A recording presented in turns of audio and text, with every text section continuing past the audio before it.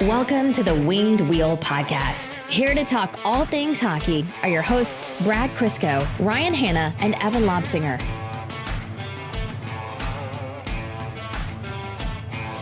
So last year it was Lucas Raymond coming into camp and everyone, including us, saying, hold your horses. He's a very exciting prospect, but, he has to earn his way onto this team, and there are a lot of top six wingers ahead of him who will probably beat him out for that spot based on how the Red Wings operate. We all know the story with Lucas Raymond. Had a season that put him in the Calder conversation for Rookie of the Year, made the team right out of camp, and never once played in Grand Rapids. This year, Elmer Soderblom comes to camp on an even more competitive Red Wings team with even more challenges in front of him. And we were saying, all right, Soderblom is an extremely exciting prospect. Don't get your hopes up. Have fun with whatever he does at camp, but in all likelihood, he's not going to kick down the door. We got to start making our prediction. We have to start talking about Casper next year not making the team. That way it guarantees that he's on the Red Wings to start. Soderblom makes the 23-man roster. Love to be wrong. It was the Swedish contingent of fans led by Lars were banging the drum for Soderblom from day one. And that was years. Yeah, years ago. And they were right. Here it is. And it's just to start, but it is truly Elmer Soderblom season. If this wasn't the Red Wings season preview, we would have the title of this episode easily. Yeah, it's not often a sixth-round pick is on the opening night lineup 3 years after they were drafted. It's pretty remarkable. It's good to have some late-round gems again. I know Steve Dangle is going to be seeing this, and he's going to punch through his table, be like, again, they did it again, after the Datsuk and the Zetterberg and the Lidströms and the million times the Red Wings have done this. It's definitely slowed down, but it's nice that it's happening again for sure. I forget what it was about, but I still remember vividly this tweet from Steve after the Red Wings signed one of their Swedish prospects to an ELC. And he's like, it was that gif of Chris Farley where he's laughing and then gets very serious. And the caption was just when you goof on the Red Wings and see they signed a Swedish guy.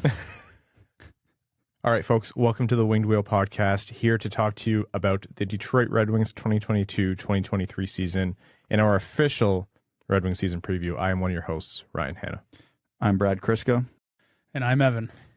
On this episode of the Winged Wheel Podcast, like you just heard, we're going to be talking all things Detroit Red Wings for the upcoming season.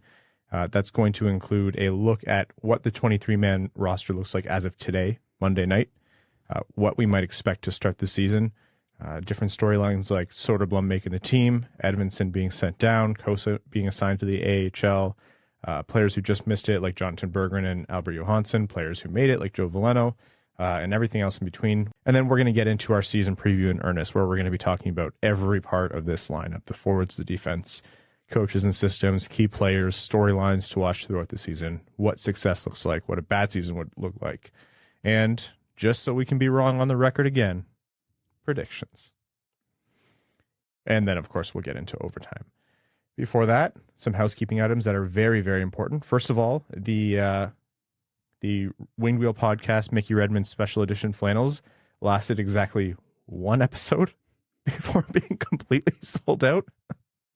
So thank you all so much for your support. Again, a portion of the proceeds from the sales of those flannels goes to the Jamie Daniels Foundation. So not only are you wearing a sweet Mickey Redmond style flannel with the podcast logo on it, you're supporting a good cause.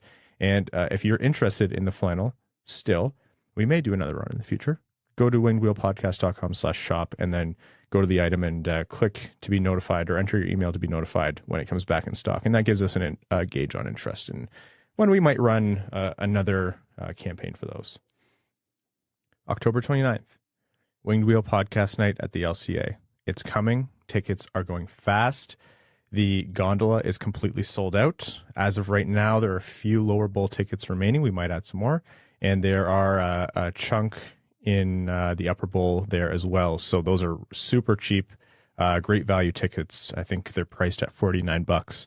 So they have the special Winged Wheel Podcast discount, and a portion of the proceeds of the sale of those tickets goes to the Jamie Daniels Foundation, thanks to our good friends at the Detroit Red Wings. What Winged Wheel Podcast Night at the LCA is a partnership between us and the Red Wings to host a live podcast, this time at Hockeytown Cafe, because there are so damn many of you that we have to find a bigger space, which is a good problem to have. It's going to feature Ken Daniels and Mickey Redmond as special guest stars. There's going to be a meet and greet where you can mingle with the hosts, the guest stars, get things signed, get merch, prizes. Food and drink will be available as well. And then we're all going to walk over to the game. We're going to sit in our special Winged Wheel podcast seating sections. It's a good time. It's a blast. And we can mingle some more, watch the game, enjoy. And then there's going to be an after-game party as well where we're going to keep the whole event going. So it's a blast. It's for a good cause. And it's cool to do this in partnership with the Red Wings. So get your tickets today, DetroitRedWings.com/WWP, or click the link in the description. All right, let's start with I'm going to keep using this pun, literal biggest story of the day. Elmer Soderblom has beat every single but wait, no, there's too many things in the way, it's not likely that's been put in front of him. And Elmer Soderblom has forced the hand of Derek Lalonde, Steve Yzerman, and the Red Wing staff and made the 23-man roster. Walk us through how he got to this point. Well, generally speaking, for any rookie to make any team that's going to be halfway competitive, you have to exceed expectations in rookie tournaments, preseason, training camp, whatever you want to call it. And Soderblom did at every level. Now, obviously, he has one big advantage over a typical prospect where you don't have to worry about the physicality of the game at the NHL level with him, because at 6'8", I think it's pretty safe to say he can handle it, and nothing in the preseason showed otherwise. But yeah, he not only looked comfortable at this level, he was one of the stronger players in many of the games he played. I'd say 3 of them. Minimum 2, where he was one of the better Red Wings on the ice. He was making plays. He wasn't afraid to try things, sometimes for good, sometimes for bad, but it speaks to the confidence he has, even at the higher level. He's not shy on the big stage. He's not trying to change his game going up levels. He knows what he is as a player, and he executed to the best of his ability. We saw the hands. We saw the goal scoring. We saw the ability to protect the puck. We saw the ability to play off the cycle.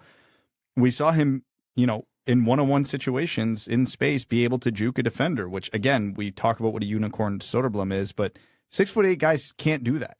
They just can't, but he can. And, when you get up levels, he did it to, Riley Stillman or whoever in the preseason. Is he going to do that to, Cale Makar, Miro Heiskanen? No.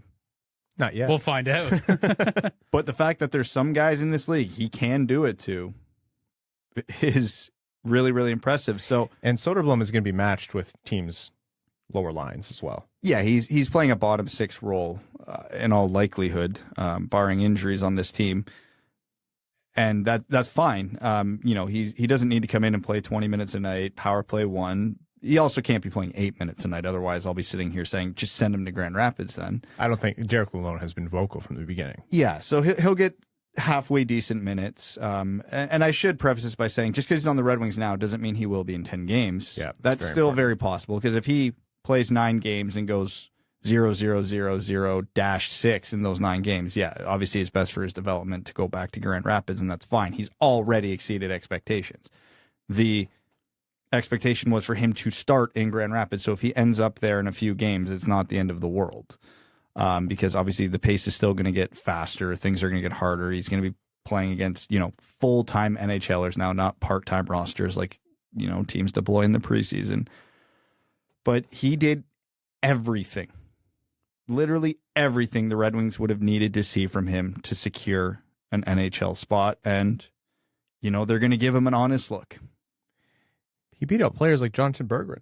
And Jonathan Berggren, I mean, you said this on Twitter, Brad, he had a great preseason. He's probably a guy where if the 23-man roster was a 24-man roster, his name is on that list. He did enough in my mind where all things balanced and all things equal, he would have made the team. Jonathan Berggren would be on the 21-22 Red Wings right now. Yeah, based on how he played, this preseason. Absolutely. 1,000%. And that's not easy for Soderblom. Berggren had a year on him, a great year in Grand Rapids, a record-setting rookie year for Grand Rapids. It's genuinely not a knock on Jonathan Berggren. It's that Elmer Soderblom, in all the ways that Brad described, exceeded expectations and utilized his freakish size and abilities and executed at the pro level with zero hesitation. He came over from Sweden and did this on North American ice in a very competitive camp full of NHL players who have been there and done that. And he made some of the toughest talent evaluators like Steve Yzerman out there say, yep, this guy's got to be on the team. We have to give him a look. So for at least a little bit here, we're going to get some Elmer Soderblom. And I mean, just a treat for the fans. What a great surprise to have. Again, one of the best ways to be wrong when something like this happens. Derek Lalonde basically said in his press conference today that one of the, big factors of having Elmer on the team over Jonathan Berggren was his size, because that's something that now gives Detroit a unique advantage when other teams have to game plan against them. So I think even if it was apples to apples between those two deciding who's going to take that last spot, they still go with Elmer because of what he said. And when I heard the press conference, I don't think the roster was set at that point. And when he said that, it seemed like a conclusion that Elmer was going to make the team. And what's been the biggest priority one of the biggest priorities for Yzerman from the moment the Red Wings were getting those drubbings last year where they were losing like 9, 10, 11 goal games. He wants this team to be tougher to play against. And that doesn't necessarily mean bigger all the time. But when you have a chance to add someone who's 6'8", that you're tougher to play against. You don't have to be a 6'8" bruiser. You just have to be a 6'8" body out there protecting the puck. That's a tougher team to play against. Yeah, obviously the lines that they were rolling in practice today mean nothing, so we're not going to read into it or talk about it today, but just for giggles, the one line they were rolling out as the fourth line today was Soderblom and Sundqvist flanking Michael Rasmussen, yes, where Oscar Sundqvist at 6'3" was comfortably the smallest player on that line. Yes, I added up their heights, actually. Roughly 19 feet 5 inches, which is, I think, just a bit taller than a fully grown male giraffe, or, and I can't remember the dinosaur, the approximated length of the Carnotaurus, a carnivorous dinosaur. So you had nothing going on today. Evan, those are very important facts. I didn't say they weren't. Those are the kind of hard-hitting analytics people subscribe for. As soon as I leave your house, I don't question what you do with your time, and I hope you don't question what I do with mine. We openly question you on what you do with your time all the time because we don't know what you do. I'm at the golf course. Other than that. Today I was being an outdoor guy, doing all the cleaning the windows, the gutters, all that fun stuff. Yes, it was great. I had a great day. A very domestic day. Yeah, I was domesticated for sure. All right. So, quick expectations on Elmer Soderblom. Let's say he stays for the season, which is, like you said, Brad, is not a guarantee. There is a chance he could go down after not very long. But for the sake of the argument, let's say he stays a full season. That's already a success in my mind. Disagree? Agree? Oh, yeah, that would definitely be a success. What would be your prediction on, let's say, like, what's a good season and what's your prediction on Elmer Soderblom? I think he'll float between the third and fourth line. We'll probably see his minutes in the low teens. I don't foresee him playing on the penalty kill. I do see him getting time on the second power play unit for obvious reasons. Point projections on a rookie are hard enough to begin with, let alone a true unicorn player like he is. This year for him, if he can play a regular shift, help out an atrocious power play from last year and put up somewhere in the neighborhood of like 25-ish to 30 points, I would consider that a massively successful season. Yeah, I'm at the point where if he even goes 10-10, like 10 goals, 10 assists, I'm happy with that. And honestly, even if he plays 25 games with the Red Wings, I think he's in line to play more. Then again, he has not seen like regular season NHL game action, and that's a whole different beast. You can play as many preseason games as you want, but players like David Perron aren't going out there and working their asses off. You don't run into the hardest of hard hitters or the hottest goal scorers in preseason. But if he survives that and plays like 25 games, for me, the bar is super low for him, ironically enough. Yeah, quantitatively, I don't know if it really matters all that much. It's him getting comfortable playing in the NHL, which is difficult enough. And I mean, we're going back to the height again, but there's nowhere for him to hide out there. No. He's going to look, he's Chara, basically, and everyone's going to see him, and guys are going to notice that immediately. So there is absolutely no place for him to hide. So if he can, manage to play at the NHL level and stay above water, and I don't even know really what a point total would be for him to be successful. I think if he helps turn around the second power play unit, I think that's really all that matters. If he scores 10, 25 points, 35 points, I think that's all going to be a fantastic season for Elmer. You want to know the stupidest thing that I thought when I was at the game on Friday? First of all, great to be back at the LCA this season.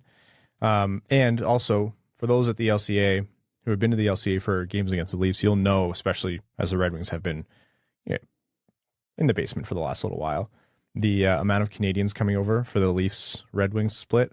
Sometimes the Leafs fans outnumbered the Red Wings fans. And there were still a lot of Leafs fans there, but it wasn't as disproportionate as it's been in the past, and that's a great sign for this team.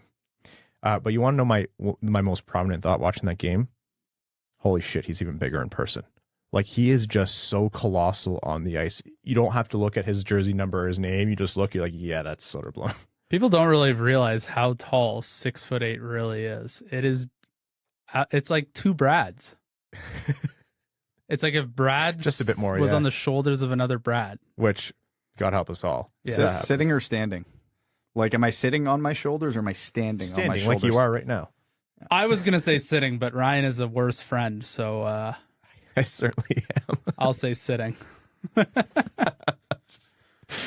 Okay, let's talk about the storyline that started yesterday when the Red Wings made their first batch of assignments to Grand Rapids.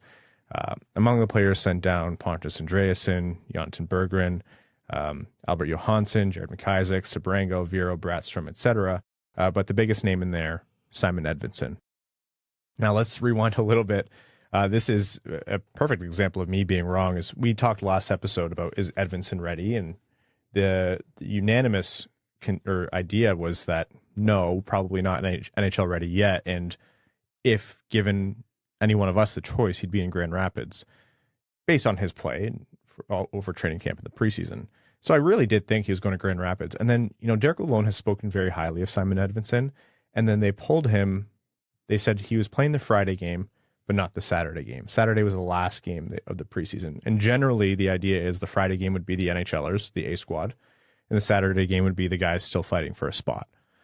So when I thought, oh, they might start him in Detroit for the year just to see. Maybe it's until Jake Wallman comes back or whatever it might be. And I was like, oh, man, this reads a lot like Simon Edvinsson starting the year in Detroit. Yeah, no. See, I thought the opposite. Because you're smarter than me. Well, yes, but I think I think typically what they would do is they would play him again on Saturday, which I'm glad they didn't. Yeah, it was. But usually when you've seen what you've come to your conclusion, and I thought, if they were absolutely set on keeping him in Detroit, they would have played him Saturday and just finalized that look. And I think him playing Friday, not Saturday, really was the conclusion that he was going back to Grand Rapids. Or going to Grand Rapids for the first time. Yeah.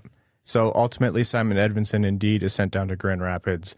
Initial thoughts on that assignment? Good.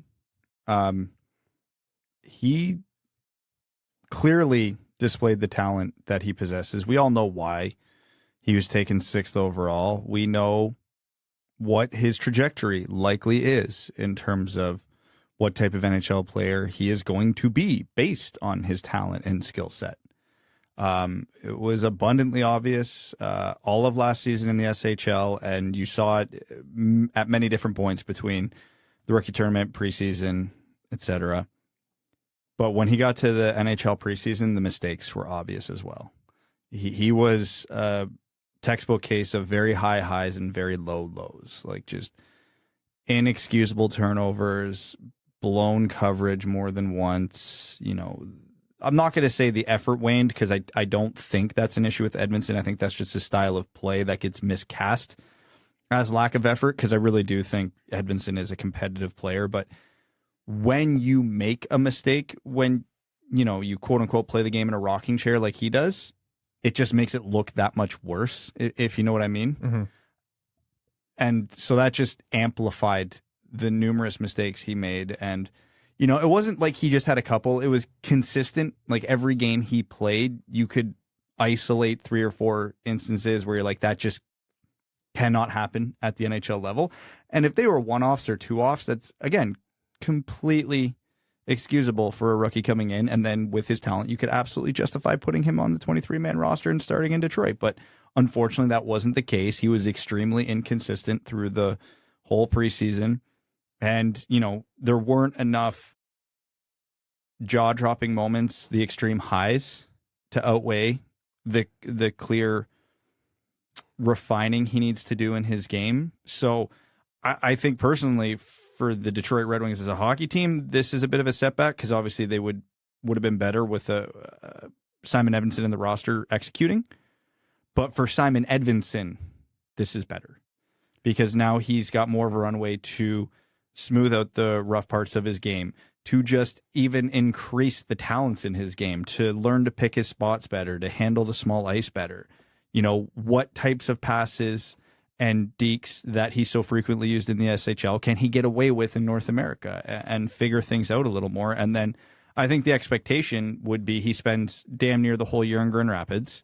If you want to give him a cup of tea in the NHL at some point so he gets a feel for it, absolutely, by all means. But then the expectation has to be next year, all right, Cade, you're coming into camp and you better not lose this spot because we've got you penciled in for one. We know you should, and we gave you a full year to develop. So, I don't think this is a setback for Edvinsson at all. I honestly think it's a positive. I think he's going to be better for it in the long run. And, when I saw the release, I was not surprised in a little bit because I was on the same wavelength as Evan. Because I think Lalonde said something along the lines of the Friday-Saturday games of we've seen what we need to see. Mm-hmm. That's never good. When they say it like that, that is not good. As someone who's been cut from a lot of teams, that is not good. And we all saw Edvinsson in the preseason, and I don't think anybody was sitting there banging the table going, this guy is crushing it right now. So I when I saw that, I'm like, okay, he's probably going to Grand Rapids. And again, nobody should be upset about this. Nobody should be sounding an alarm. This was expected. This is what's best for him. And this is why the Red Wings signed $1 billion defensemen this offseason, because they're not screwed on the roster either. Derek Lalonde was very honest in his press conference today, and he basically said the consistency was not there. And he specifically called out the Washington game where he said he was just not good enough. He liked how Simon Edvinsson responded in future games, but he said at the NHL level, like, consistency is the hardest thing to do. And he said it's just not there right now, and he's better served in Grand Rapids. He said all this, and he's been so upfront and straightforward. I know it's bizarre. And I've had to stop myself from, basically we're just used to like trying to read between the lines of Steve Yzerman or like understand what Jeff Blashill did. And so I have zero trust whenever something is said to the media. But Derek Lalonde's a straight shooter, and he's not like John Tortorella out there. He's not brutal to these players, but the way he handles media and with fans, like, he talks very honestly. And I personally agree with the assessment that you just quoted, Evan, and it was what ultimately transpired. So he just laid out all the facts. Yeah. And I think he's right. Like, that there were games where he was bad, and there's games where I thought he's better. Like the Toronto game, I thought he had some really good moments. And but ultimately, that's not enough at the NHL level. Like, that's exactly it. Can you imagine this season the Red Wings hadn't gone out and shored up their defense and they had to put Edvinsson on this roster? That could have been devastating for him. Yeah, it would have been an absolute train wreck, because especially if you want to get into the absolute details of Edvinsson's preseason, you could almost cut the ice in half as to where he was having success and where he looked very not ready, because he made a lot of good reads and a lot of good plays in the O-zone. A couple good pinches. There were even plays where, just the pass didn't get through, but you could see where his mind was, and like his teammates read off of it. Because I remember one where him and Zadina ran basically, it was kind of like a quarter zone cycle, and Zadina threw this beautiful backhand sauce, and the defender got lucky and picked it out of the air at the last second, got just enough of it to knock it out of Edvinsson's reach. Edvinsson was home free. Like, it would have been a A+ scoring chance had that puck got through. And the way the play broke down, you run that exactly as it is. 9 times out of 10, that defenseman's not touching that puck. And, Edvinsson had a couple other good reads, couple other good pinches. I forget, there was a goal that he didn't get an assist on, but it was his pinch that forced the turnover that led to the goal. Yep.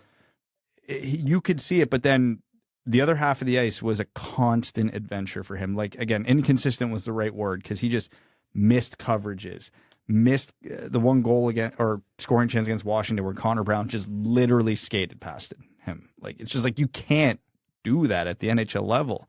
And coupled with a bunch of bad turnovers in his own zone, if you had to do that for 82 games and he was at the level he is now, that is an absolute confidence breaker. Because, to use a baseball reference, for example, you could, back when Edwin Encarnacion was in the Blue Jays, you could almost predict his batting average by his fielding percentage, because when he was having a rough go at third base, his batting average plummeted. So you got to imagine that if Edvinson's having like a really rough 10 games in his defensive zone, his confidence is gone. He's not making those pinches, those reads in the offensive zone, right? Like, it takes away part of who he is, because he doesn't trust himself to do it.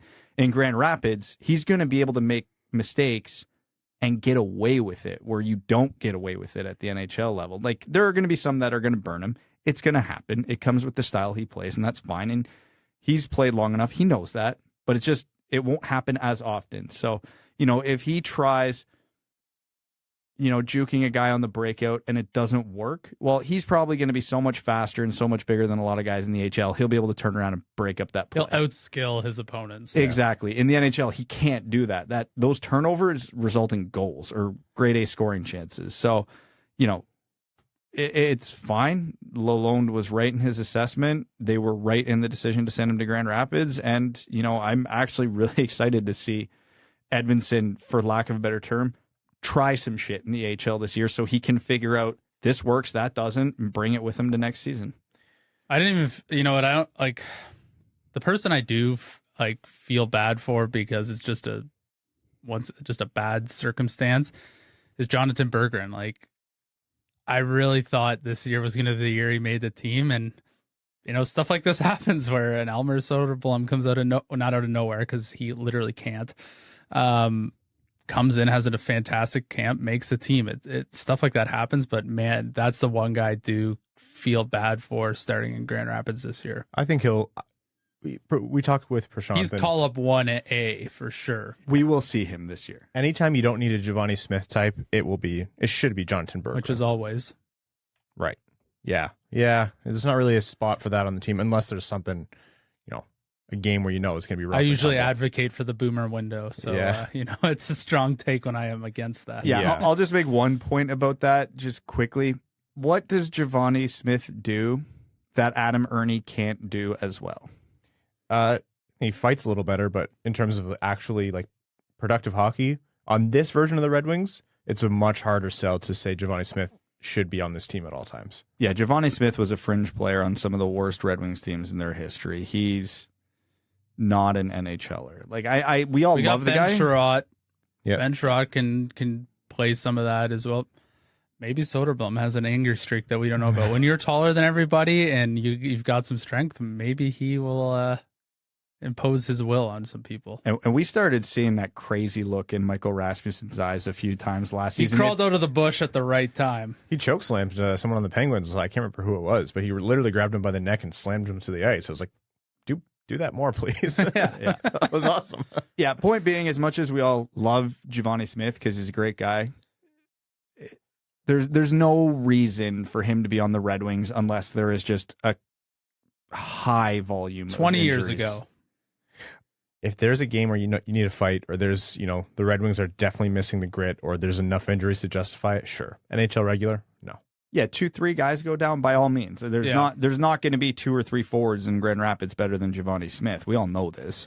So it's not like he's so far down the depth chart. We're never ever under a million years going to see him under any circumstance. No, we probably will, but all things considered, we kind of hope we don't, because it means things are going well. Yes, at the NHL level. That's Berggren. That's Smith. I want to talk about a couple other players. Sebastian Cossa obviously wasn't, a Red Wings role wasn't in the cards for him this year, and I think it would have been pretty crazy to expect that considering how much development he has left to come in his career path. But I think based on the concerns that maybe came up over how his WHL season went and then ended, especially in the Memorial Cup, and then again in World Juniors, how he came in and played in the preseason, I saw some improvement. And the Red Wings talked about what they were having Cossa focus on. So he ultimately was assigned to the AHL in Grand Rapids.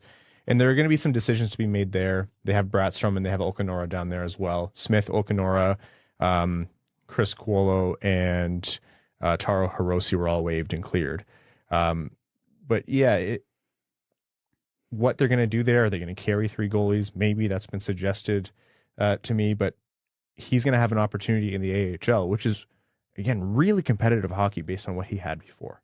So if that's where he sticks, like much the same as Edvinsson, but I think even more amplified, no one really should have expected like a guaranteed massive performance from him, but there's a really great opportunity to develop in the AHL in my mind. I think he's the most improved prospect. I don't even know what the timeline on that would be, like in like the last 6 weeks, 6 months too, maybe. Like from where he was at the World Juniors to where he is at this exact moment, it almost seems night and day to me. The fact that they were able to work with him so quickly and sort of start to really refine it and quiet things down, it's impressive. I honestly would be shocked if he is in the East Coast Hockey League. I might be a little bit, just because I have a hard time believing they're going to carry 3 goalies in Grand Rapids, because they were pretty vocal about wherever Cossa goes, he's gonna.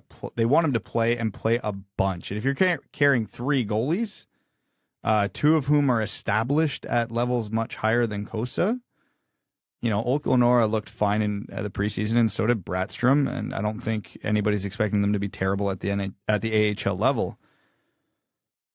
They might just make a decision to move on from one of them. Like you mentioned in a previous episode, Evan, like you have a vested interest in Cossa doing well. So even if someone like Olkinuora is outperforming him, it might be better off for you to either, the critical path, is through Sebastian Cossa at some point. Like I honestly think if it was a minimal difference or a slight difference, I think they would still prefer to have Cossa in the AHL. Unless Cossa has been absolutely terrible, then you assign Olkinuora elsewhere. Like you do something else with that player, and there might be AHL injuries or something, and they can move one of the other 2. Like, I think they definitely need to protect their investment with Sebastian Cossa.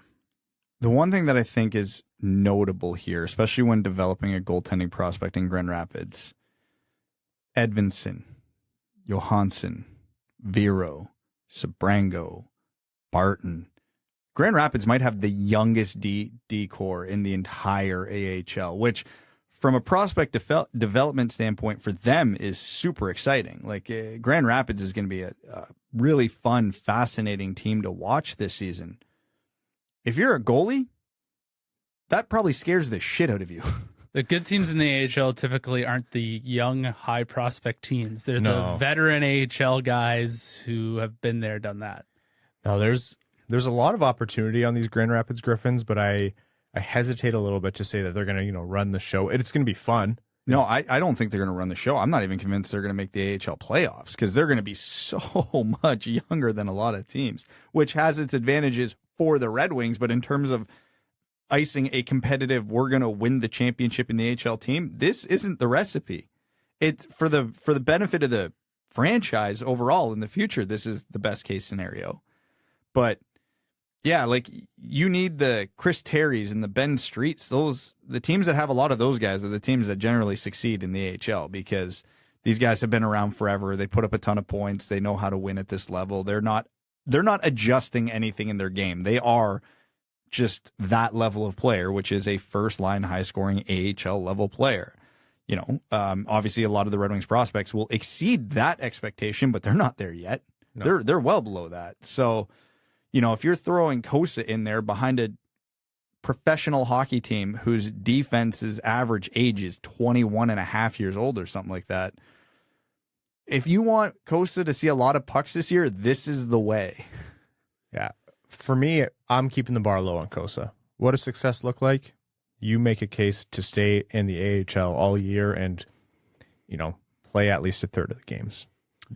Yeah, I think for goalies, moving down leagues is much more difficult on the psyche than it would be for players. Because if I got sent down, I would just be like, okay, I can wheel and deal and do all this other stuff and put up a ton of points. But for goalies, it's like, okay, now I'm not playing against guys I thought I could, stop the puck against. Like I am definitely not a goalie, so I don't know if that's true, but I feel like in that position, that's how I would feel as a goalie. Like a player, it's great because then you're putting up multiple points a game. It's the best. You're playing first power play, first line. It's the absolute best. All 50 people in the town you play in the East Coast League know you. It's fantastic. You get discounts on your dry cleaning. But I think for goalies, like that's a lot tougher for them to sort of rationalize and come to terms with.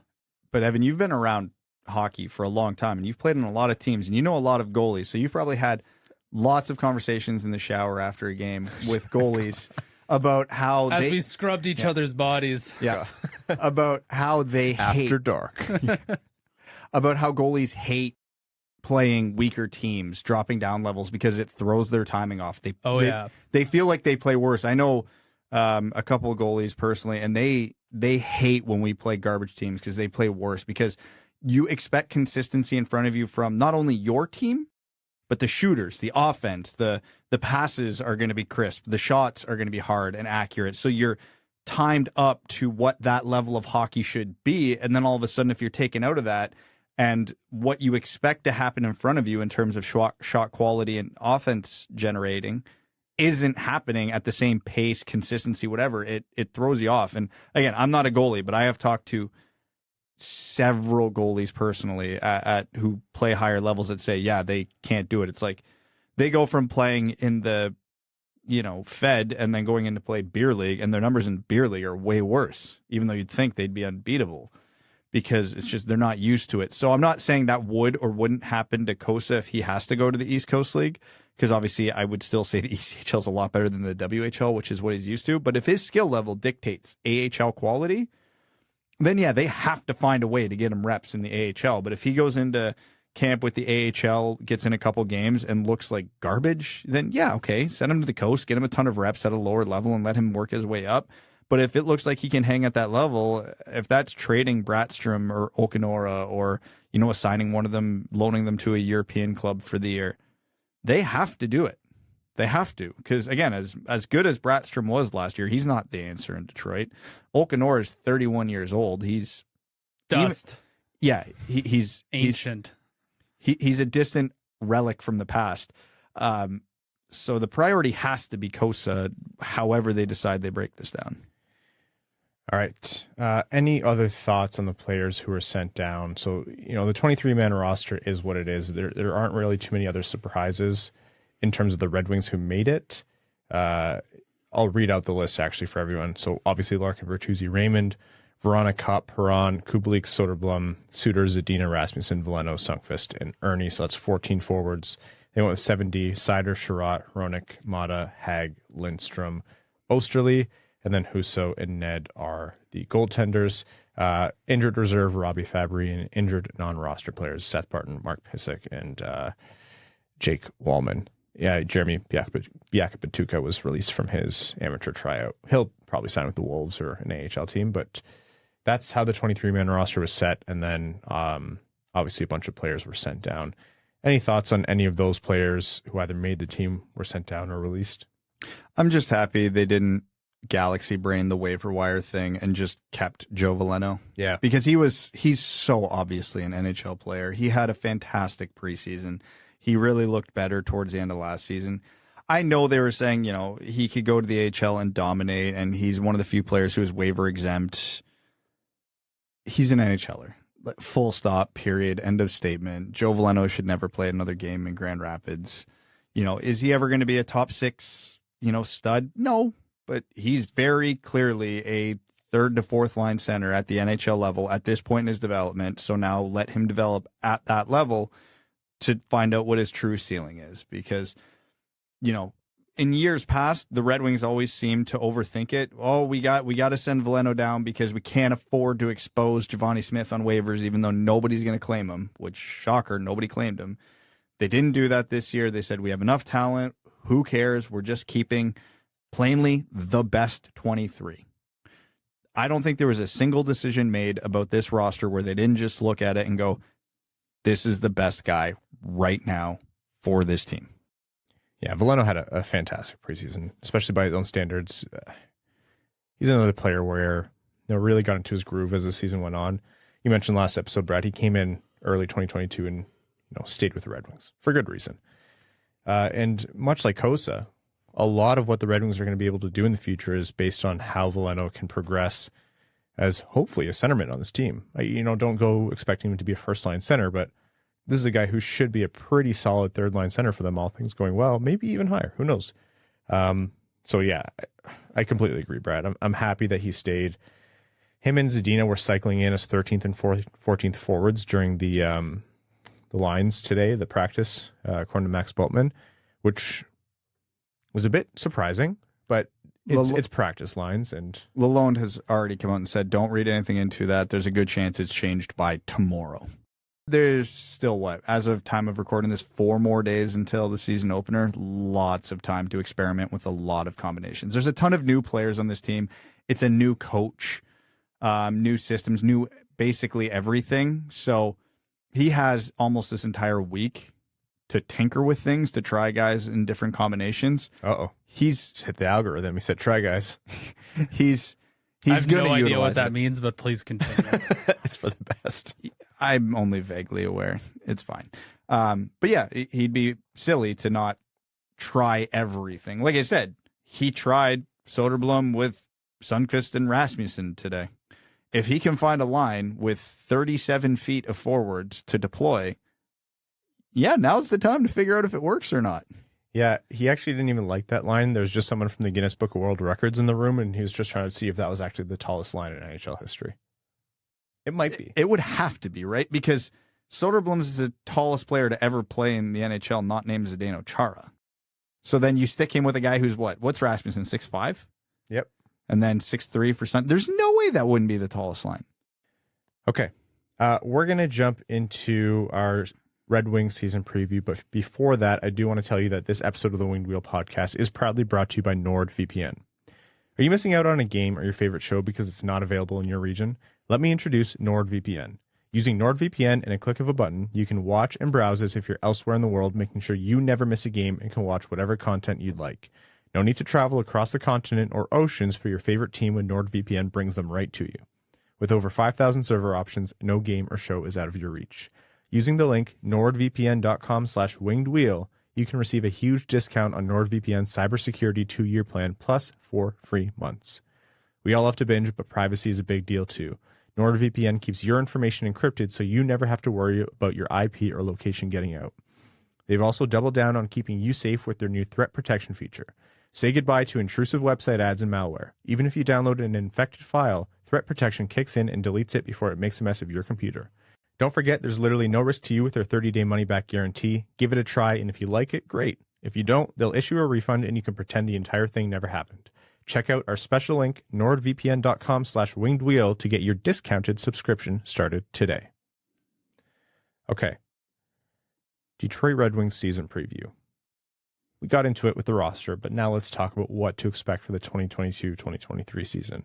And I think the biggest storyline on that front is what happens with this brand new look forward group where the returning players like Larkin, Bertuzzi, and Raymond, and the new players like Perron, Copp, and Kubalik all have could have massive impacts on the way this season goes. So let's start with that top line, because I think every single one of those 3 players, Larkin, Bertuzzi, and Raymond, comes in with a big question mark in new ways. For me, Larkin and Bertuzzi, they're coming in off career years, playing the best hockey of their lives, on the last years of their contracts approaching unrestricted free agency. That is a big, big question mark. What's to make of that? I think what I expect from each of them is slight improvement, if that makes sense. I want to see Lucas Raymond avoid the sophomore slump. I want to see Larkin firmly establish himself as a number one center in the NHL. I want to see Bertuzzi prove that he's worth a contract extension, because you know he's going to be asking a lot, right?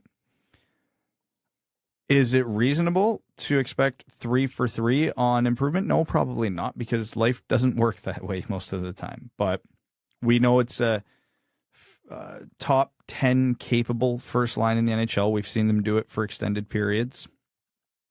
We've seen them do it before Raymond got there with Maatta in his place. Bertuzzi and Larkin are going to be super motivated.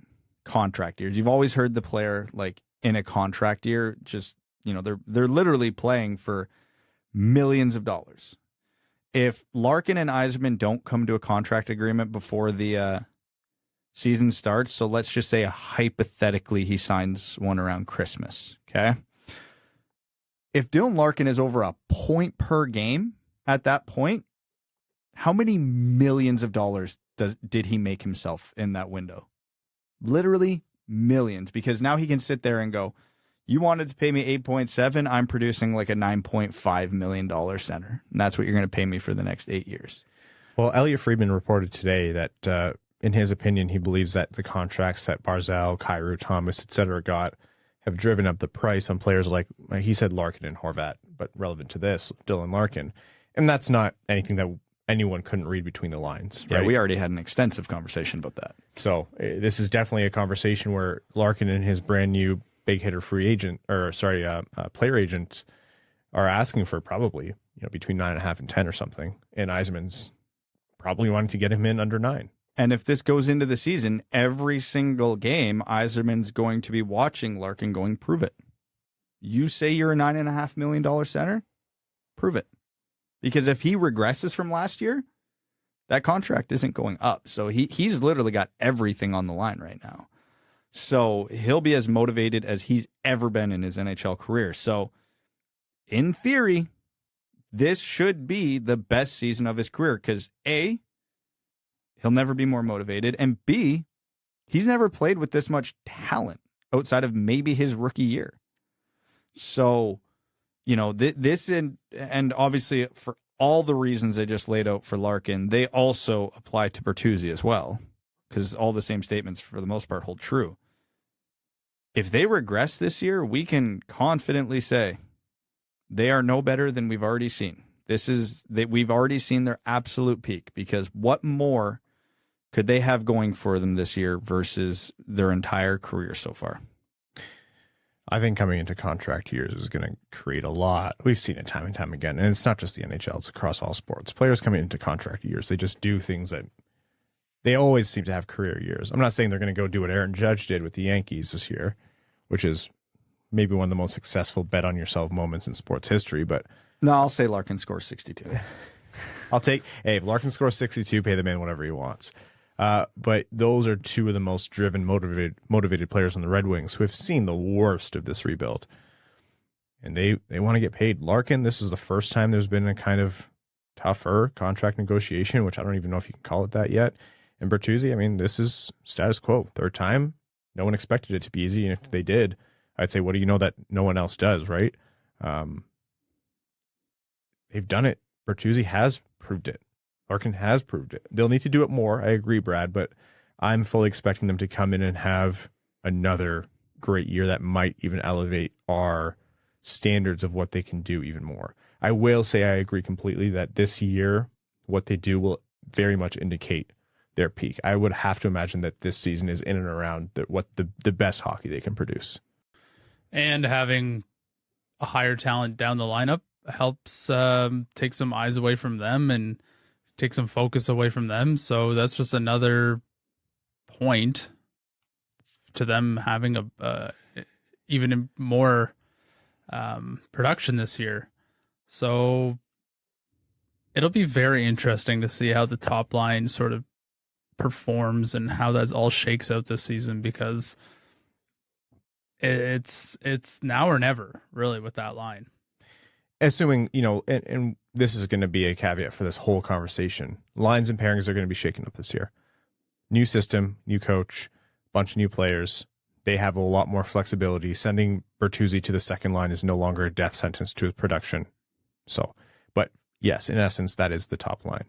What I'm most fascinated about with that top line, with Bertuzzi specifically, I should say, really has nothing to do with them. Because we know, from a franchise standpoint, we can't lose Larkin. Like they're already thin at center. They can't afford to lose their franchise center when they're hitting the gas pedal to go. And he and his agent both know it.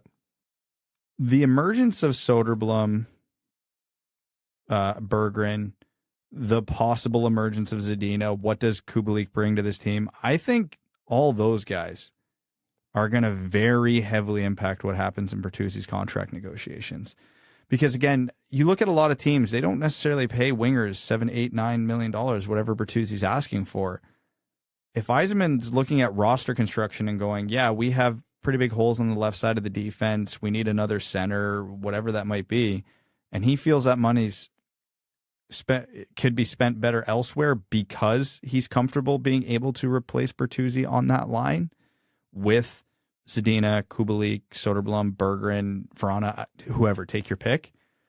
Man, that changes the whole dynamic of what could happen with him. If Zadina has a bad year, Kubalik doesn't do much, Soderblom, shows he's not ready, Bertuzzi becomes way less expendable. His motivation goes way up because he knows they have to pony up for him. So it's going to be a really, really interesting dynamic that unfortunately we'll never know because we're not a fly on the wall in those negotiations. But Steve Yzerman's not a talker. Yeah, behind the scenes, it could get extremely interesting. Yeah, the amount of leverage that Yzerman has in the Bertuzzi conversations is, I think, orders of magnitude more than what he has in the Larkin conversation.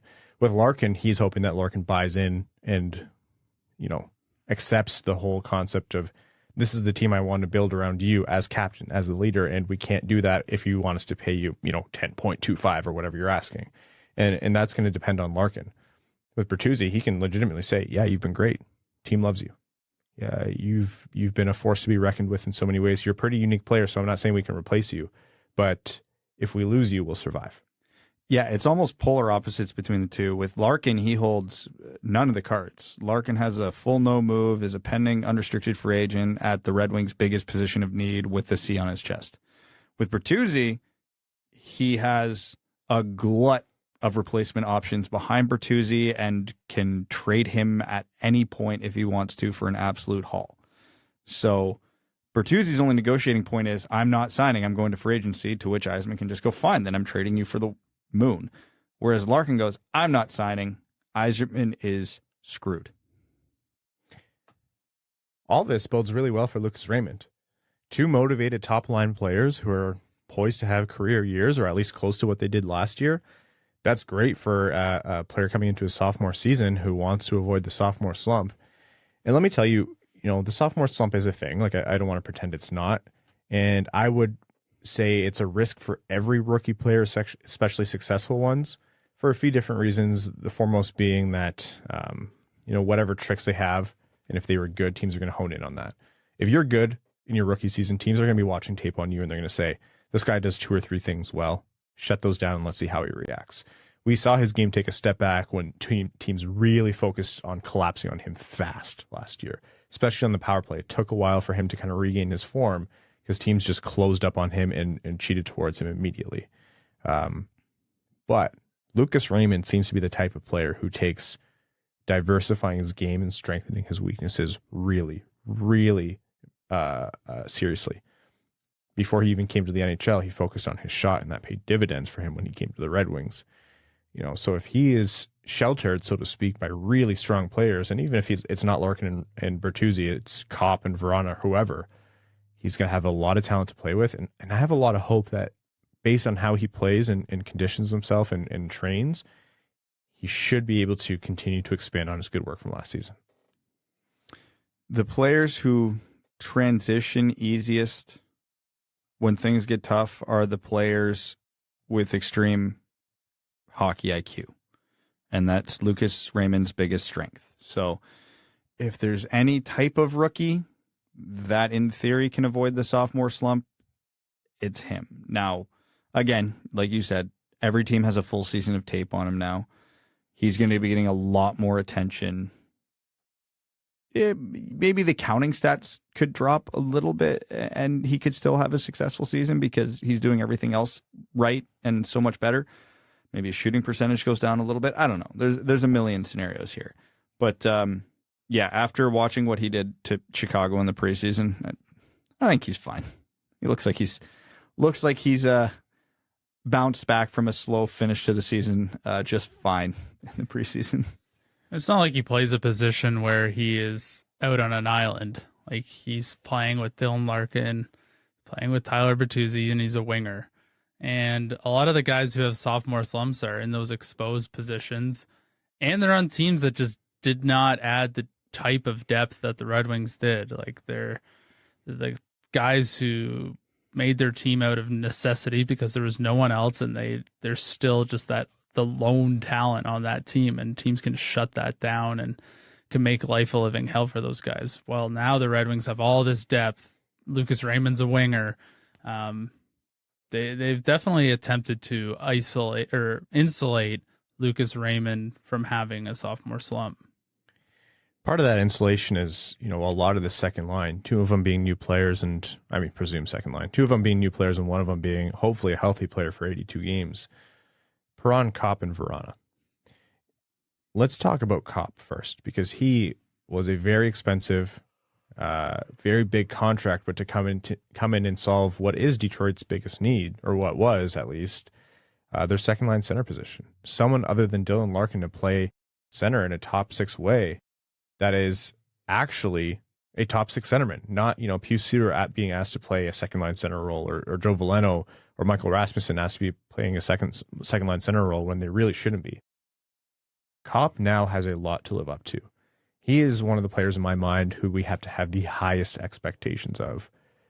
There's a little grace period for any new player coming in to gel with the new team, of course, but especially coming off injury. Yes, and he had core surgery, so there's going to be some rust there. But over the course of a season, Copp needs to be, in my mind, one of the foremost storylines for the Red Wings in a positive way. Like, he needs to go out there and have a good season because a lot is riding on him and how he does, because there's a lot of money and a lot of years attached to him.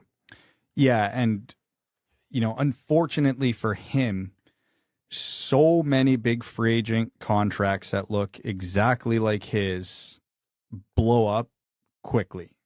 Nobody's expecting that to happen with Copp, but that's got to be in the back of his mind. So he's got that added bit of pressure on himself that he has to come in here and perform right away. Now, again, new team, core surgery. I think right away would be on the extreme end because, if it takes him a month or two to kind of get his feet under him, that makes sense considering everybody else on this team has been skating with everybody else for the last 3 to 4 weeks. So he's that much behind, and that's fine. But yeah, he literally was the prize of the offseason. They paid him. He was one of the more sought after free agents, and he's plugging the biggest needs. So, I think we've done a better job in recent years of not being overly critical or putting unrealistic expectations and being pretty, rational in what we expect of players. We can't with Andrew Copp. No. We can't. He got paid like he's coming in to be a really good number 2 center. So anything less than a really good number 2 center is a failure on his part. And, that sounds extreme to say, but that comes with the territory of being an unrestricted free agent. If Andrew Copp is sitting at the end of the year, with a -3 and 34 points, that's a horrible year. That's a complete and utter failure.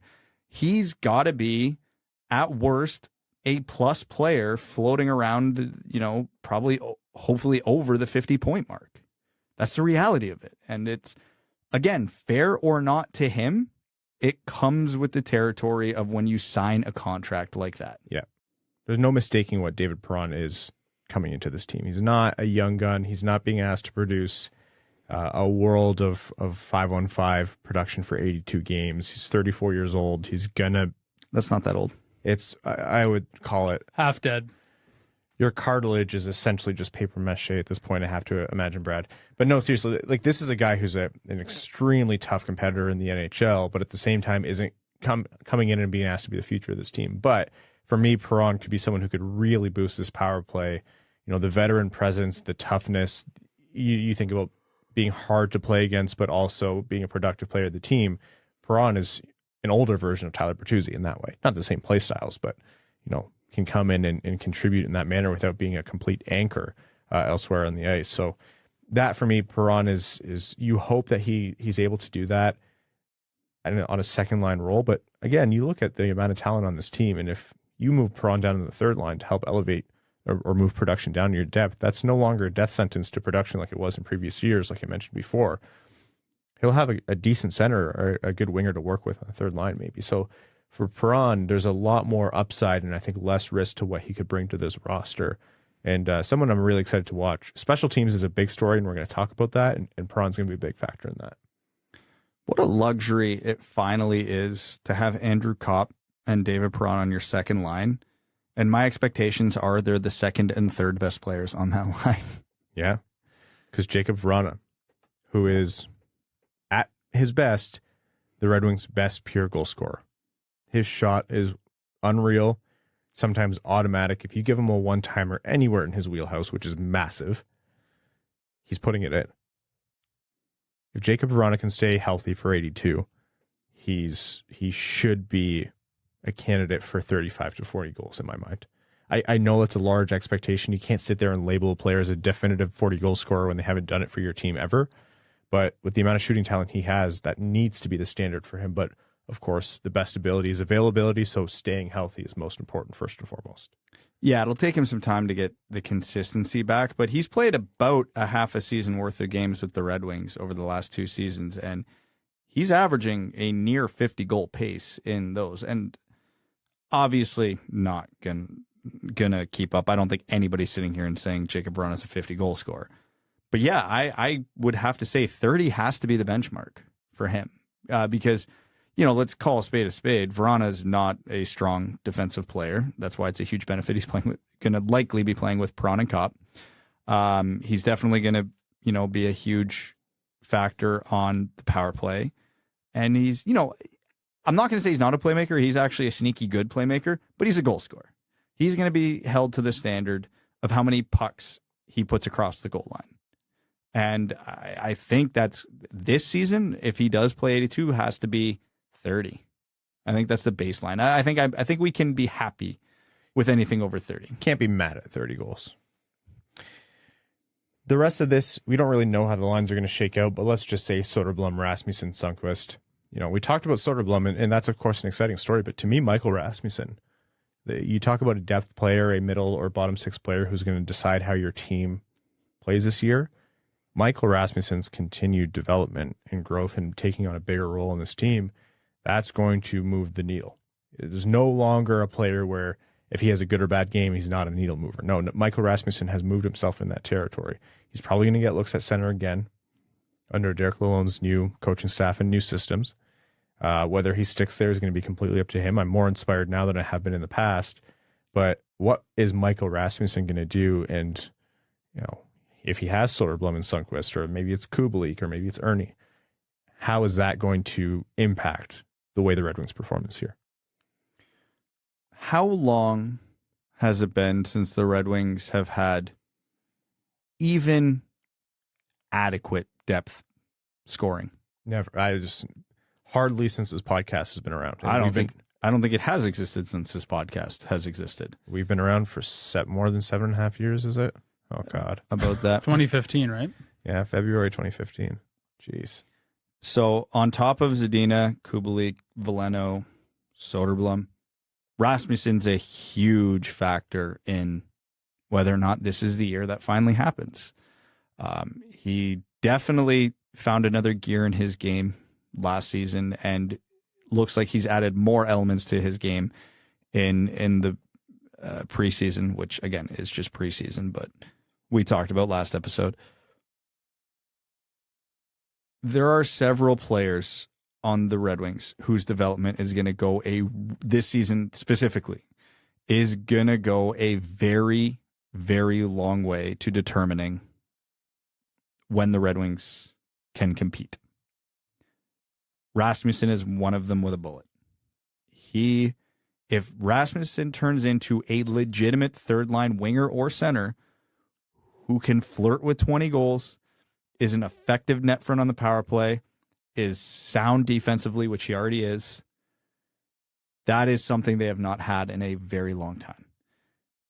If you couple that with, a Zadina and we'll say Soderblom, looking like they can also fill a similar role, that completely changes the outlook of this team. And, a calendar year ago, if you would have told me, oh yeah, maybe Rasmussen will score 20 goals this year, I'd have laughed in your face. Mm-hmm. I think last year we were basically saying on the podcast, like, what is Michael Rasmussen's role on this team? I remember vividly. We were sitting here on this podcast saying this is not an NHL hockey player. Nothing about him resembles an NHL hockey player other than his size. He was plainly terrible. He was awful. And then as the season progressed, relative to where they started and where they finished, there were probably not many players in the NHL who improved more than Michael Rasmussen last season. Now, obviously, much lower starting point than a lot of the guys we'd be comparing him to. Nowhere to go but up. But still, that's a testament to his work ethic, to what, getting finally a decent bill of health can do for a guy and trying to expand your game. Am I sold on him at center? No, not yet. I still think he's probably more effective on the wing, but new coach, new systems, and maybe even a more improved player. Yeah, by all means, try him on center, see if it works. I don't think, we have expectations of improvement this season, but I don't think we have high expectations of results. So I have no problem if Lalonde wants to spend the first month or two experimenting with, different guys in different places, different roles, whatever. And Rasmussen probably has the most flexibility of everybody. So yeah, I'm super fascinated, not just by the counting stats for Michael Rasmussen, which obviously matter.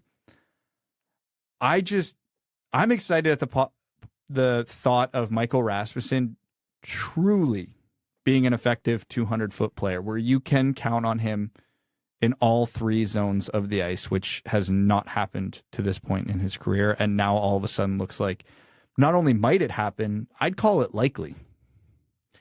That is a wild 180 based on how low Michael Rasmussen's development looked at points. All the credit to him because, he turned it around with not a lot of changing factors in his favor. And frankly, the Red Wings got worse as the year went on. So it's not like he had a team. It wasn't a rising tide lifting all boats, So he's done a lot and hopefully will continue to do it because, having that kind of player in your middle or bottom six that's the difference maker between good teams and competitive teams. There are a lot of forwards to talk about, but I think two more. We talked about Soderblom, and the expectation for him, or at least what success looks like, is just coming in and staying on the roster and doing anything to justify staying on the roster. And if he doesn't justify it, he'll go down. So you'll know if Soderblom's doing well if you're seeing him play in the winged wheel. But let's talk about two players who there's a big focus on, Joe Veleno and Filip Zadina. And we'll start with Veleno. For me, is if he can solidify himself as a everyday center or middle six player, whether that's slotting in on the wing, but hopefully in a third line center role, or at least being a viable center on this team where he's making an argument. This is a guy where we know he has kind of a slow ramp into being effective, but as he gets going and gets in a groove, he really does do well, and he's focusing a lot on his game. We know he worked a lot on his fitness and trimming down like 7 pounds or whatever it was. Dude's jacked in the offseason. If Veleno comes in and makes it no doubt, like you mentioned, Brad, earlier, that he should be an NHLer despite his waiver exempt status, that's what you're looking for. And he's off to a good start so far based on the preseason. Yeah, I think there's a lot of similarities between Veleno and Rasmussen in terms of, projection, expectation, whatever you want to call it, limited offensive upside, but the capability to be a full 200-foot player. So a lot of what I said to Rasmussen can translate directly to Joe Veleno. The one thing I will say, though, is Veleno has less to learn, per se, because Veleno's been a very well-rounded player for a very long time. I don't think his offense is ever going to reach the point where we can talk about him as a top six forward. Even though it's okay, I don't think it'll ever be great at the NHL level, barring some massive change, but it's good enough. So for Veleno, I don't expect him to learn and adapt to new things like Rasmussen has had to. I just want to see Veleno get better at those things that he already has in his tool bag. Veleno can skate. He's one of the better transition players on the Red Wings. He's one of the few Red Wings who just truly feels like he's all over the ice because of his speed. You know what I mean? Like, the Red Wings aren't a very fast team, but Veleno feels like he could be that guy that when it comes to matchups or certain teams or matching up against certain systems, he can be a guy whose speed is utilized either in a defensive role or in an offensive role. So, again, I don't think my expectations of Veleno are any higher than Rasmussen's, or even as high as Rasmussen's, because, again, Rasmussen's a little further in his development because he's a year older. But, yeah, I do want to see a step from Veleno this year. I do want to see him establish himself as an everyday center, just because I think his style of game is suited to center. If he ends up as a third-line wing, it's not the worst thing in the world.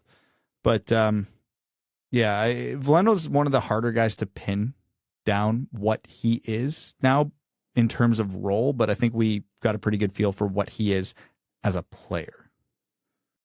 Yeah, I think he's a very strong plug-and-play type player, and you need to have guys like that on your roster. And he still has a lot of development path left in front of him. So, yeah, I mean, expectations, I don't really have a whole lot for Joe Veleno. I think he'll determine them himself this year. The utility player for a baseball team, the guy that's literally him. It is Joe Veleno. You could plug him. I'm almost fully confident any one of the 12 forward spots, and he'll tread water. Like, he was the Red Wings' #1 center. It wasn't a pretty time. No, it wasn't great, but he didn't look like he was drowning in that role. He wasn't good because, again, it's a #1 center, but the Red Wings were battling injuries and other things, and he was up there. He is that utility guy for the Red Wings, and I think that's ultimately what his biggest strength and role is going to be for this team over the next few years, because, David Perron gets hurt week 1. Are you canceling the season if Joe Veleno's playing second-line wing with them? Mm-mm. Michael Rasmussen doesn't work out at center. Joe Veleno's now the team's third-line center. Are you freaking out about that? Tyler Bertuzzi gets traded at the deadline, and for the second half of the season, we're running Joe Veleno with Larkin and Raymond. Do you think there's going to be a massive drop-off on that line? Significant, I'd say. But he'll keep up. That's what I mean. I think it won't be the same look line, but I think, he'd keep up. Yeah, so I think that's what Veleno brings to this team above everybody else. Is he really is, and Evan's phrasing is good, a plug-and-play guy. Just develop your skills, find your niche, and then, wherever the team needs him, he can go. So he's Taysom Hill on the Saints. No, because he's actually good. Hey, man. He seems to be effective no matter how frustrating. But I think that's a good, especially at this phase in his career, I think that's a good assessment of him. I do hope he, instead of being a jack of all trades, master of none, becomes a jack of all trades, master of at least a couple. I think he's getting there on a couple things. Like I said, he's one of the better skaters on the team already. Yeah. And if he did trim up, and in the preseason, he looked fast. Like the 7 pounds or however much he lost. Darren Helm. Is that you? I've seen Veleno score on a breakaway, but okay, fair enough. Hey, I have too, but it was just not in Detroit. Okay, Filip Zadina, and this is a story that has been talked about a million times over, even in the past 3 weeks. Here's a summary on Filip Zadina. It's in his hands. He has shown a lot of things that have gone well, and that started at the end of last season. A lot has gone well in this preseason. I thought he was one of Detroit's best players. It's time to translate that into an on-ice production. Steve Yzerman gave him a big vote of confidence with that contract. Steve Yzerman also gave him a big vote of confidence in, preseason pressers where he said he believes he's doing all the things right. It's just about, working on the small aspects of his game that he needs to, and the production will come. Part of it came from last season, Zadina overthinking things. Part of it came from bad puck luck. Part of it came from decreased shooting ability. Part of it, came from just playing bad hockey. But he has shown the talent in the past, and he's shown the talent in my mind in recent, at the end of last season and coming into this one, where he's worked on his game and he can be effective. It's just putting it all together. We say that a lot on this podcast, and that's so much easier said than done. But Filip Zadina is going to be my player to focus in on, and I don't even think that's the first year I've said that. I think this is like the third year in a row. But genuinely, he's going to be my player to focus on. It's all on him now, because there's the talent, there's the opportunity, and there's the belief from the coaching and management where he should be able to do this. We know it's in his head. We've seen him do it on the ice so many times that we know he can do it. I have no questions about Filip Zadina's ability as a middle six winger in the NHL. He has all the tools in the world to be very successful in that role, to be well above league average in those roles. He's done it for periods of time, and then something happens between his ears, and he starts double clutching, he starts missing the net, he starts, overthinking things. We've seen it. Like, I can't be the only one who was watching this preseason and camp and going, holy shit, he's figured it out. He looks amazing. And then saw him miss that empty net in Toronto and just went, that's his season. Like, I can't be we're done here, everybody. Yeah, I can't be the only one who said, that's it. That's the one. It's our slow transformation into shock jock radio hosts. Yeah, I was just like, I had that brief thought of he missed the empty net. I saw the look of dejection on his face when they zoomed in on him on the bench, and I went, that's it. It's over. It's done. Let's try again next year. No, but like, the sad part about that joke is it's kind of only a half joke. Because he needs to show the mental resilience, because there will be missed empty nets, and it needs to be gone right away from his head. Exactly. That if he comes out game one and he's doing all the stuff we've seen at his low points last year, the double clutching, the firing it into shins, the missing the net, the holding it the extra 2 seconds, looking for the perfect shot, then I'm legitimately going to be sitting there going, yeah, it got in his head. And that can't happen. It just can't. Now, we also talked about, is he going to be unleashed under Lalonde versus Blashill? How's that, the coach to player dynamic, going to help or hurt Zadina? I don't know. Maybe Lalonde has a better way of communicating when Zadina gets down on himself. Maybe he doesn't. Who knows? Well, based on Lalonde's supposed talents and abilities, Zadina should benefit the most from Lalonde's mentorship off ice. Yeah, exactly. And so in theory, it should be fine. But then again, I know Lalonde said don't read anything into the lines today, but then seeing Zadina rotating in as an extra, like, that is also the type of thing that could kill Zadina's confidence, sitting there going, what do you mean I'm the 13th forward? Like, I don't know. It's all between Zadina's ears. There's going to be things that work against him fairly or unfairly. Honestly, at this point, it doesn't matter. He's got to figure it out. Like, hire a sports psychologist to follow him around 24/7 everywhere he goes. Whatever the answer is, he's got to figure it out, because we know he can do it. Filip Zadina, I'm okay with being wrong about players. Everyone is at some point, from podcast hosts to professional talent evaluators to GMs and the players themselves. I've never wanted to be more right about a Red Wing than Filip Zadina, and you can see that in how we talk about him, right? A lot of people have given up on him, and they make really strong arguments. I personally don't subscribe to that, but you can see, and I don't see their strong arguments, but you can continue. That's fair. I think there's people who very fairly say there's too much hype based on the lack of performance that we've seen. Anyhow. Yeah, there's nuance to the argument. It depends what the argument is. Yeah. The people who sit there, Filip Zadina sucks, he's just not good. You're wrong. You haven't watched. We've seen him produce and look dominant in the NHL. It has happened, just not for long stretches. There's two levels of hype. There's the draft hype, and if you're still on that, then you need to grow up, and you need to take a new, refreshed look at Filip Zadina as a hockey player, because that ain't it anymore. Much like Michael Rasmussen, right? We just had a whole conversation about how great Michael Rasmussen is. None of that warranted being a 9th overall pick, but we let that go. Give your eyes a rub and take a look at who the player is now. Like, he's a great puck mover. He can distribute the puck, and he still has the ability to produce offense. Yeah. And get over the fact that Filip Zadina is probably never going to be a 40, 50 goal scorer. But I think he can absolutely be that guy who you talk about it. He scores 20 goals every year. Like, it's just what he does. I absolutely think he can be one of those guys, but he has to figure it out between his ears.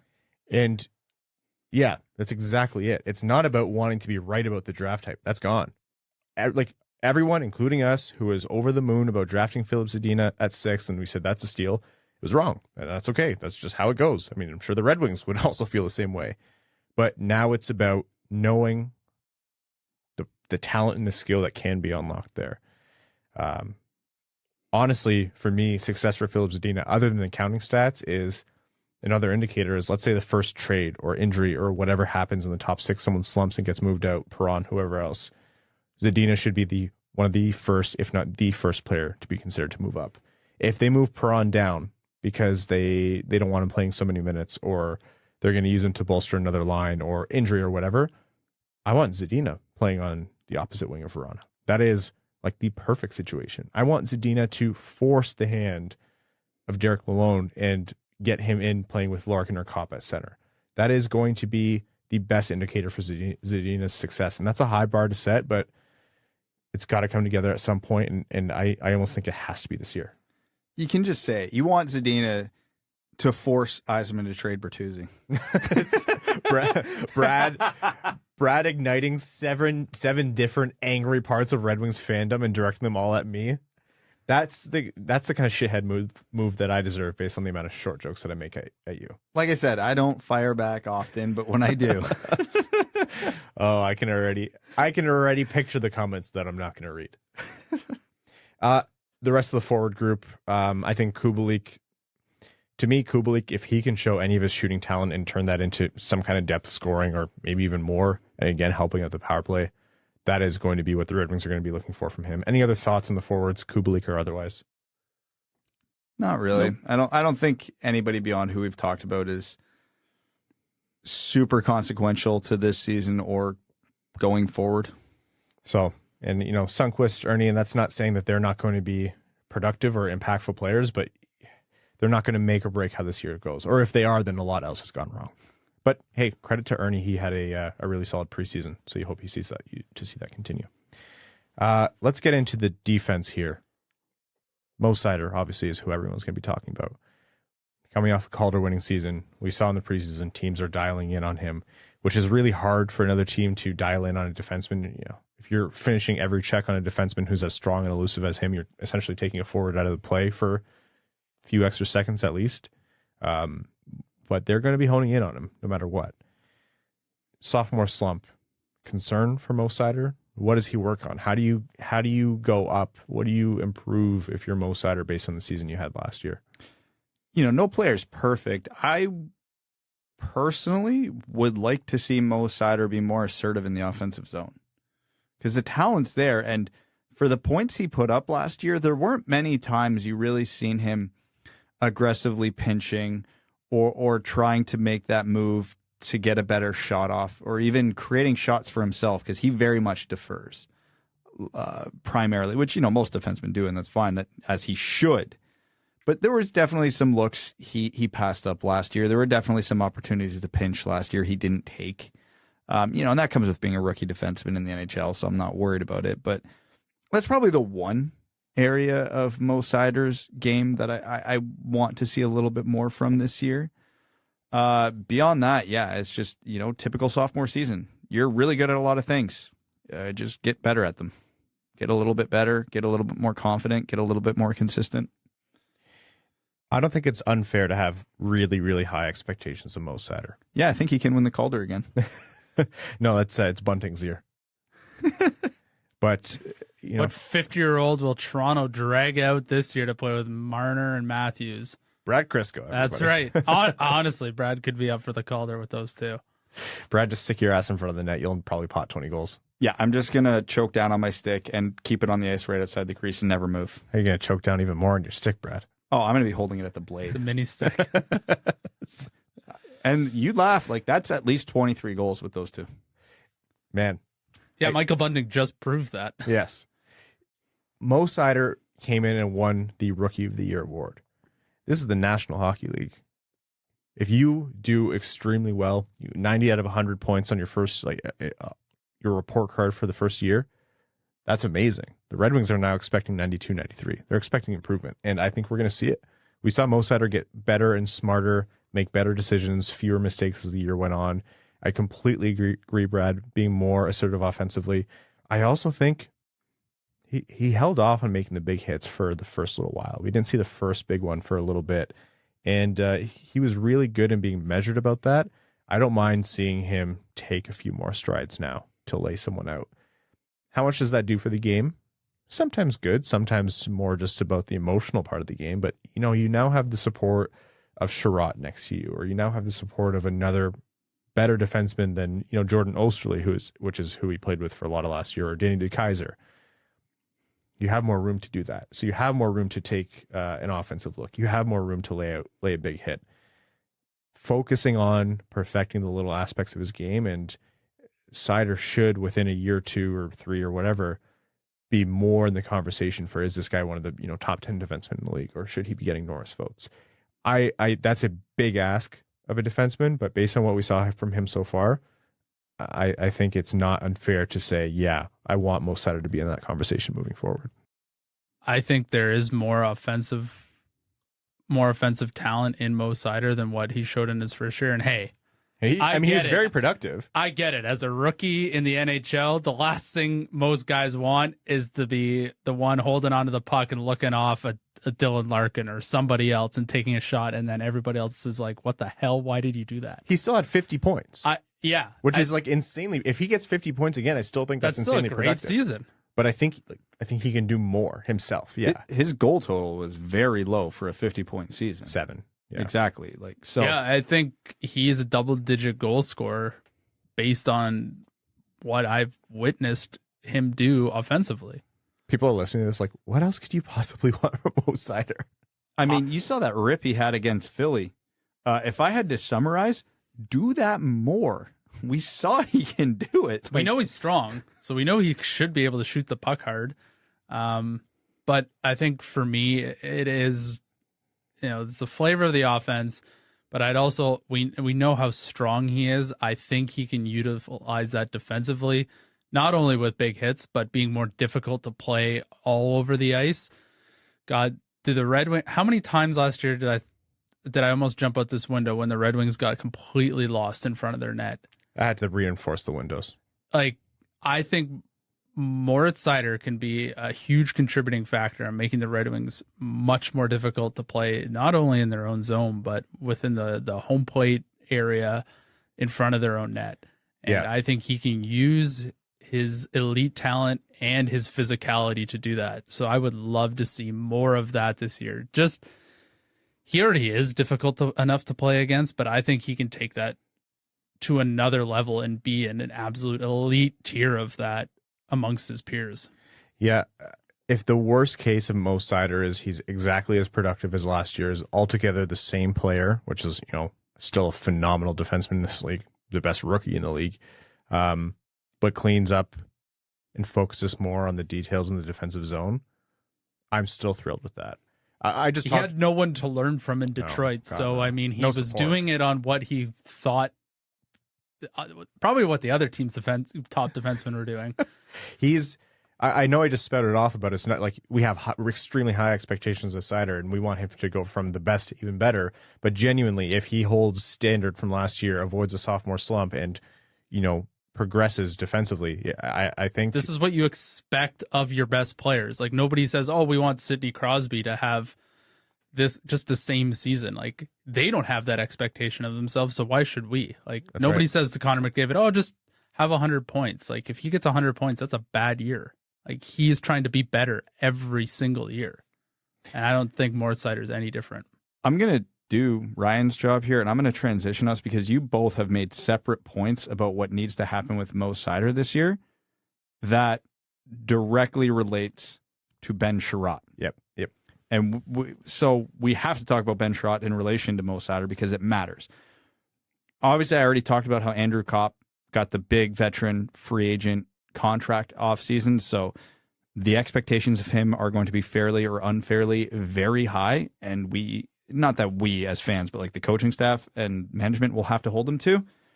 All of that applies to Ben Chiarot, almost more so, because Ben Chiarot looks like he's going to be paired with a potential Norris winner. One of the reasons Mo Seider could not activate more offensively last year was because he couldn't, because he was playing with boat anchors that would not be able to bail him out or save him or do anything if it went wrong. He's playing with Evan Lobsinger on defense. Yeah. That's right. Ben Chiarot should allow him to do it. Evan's talking about Mo Seider needs to shore up things in his own zone, which is still true, but the big reason for that last year is because he was playing with Danny DeKeyser and Jordan Osterley. Ben Chiarot should help solve a lot of those problems.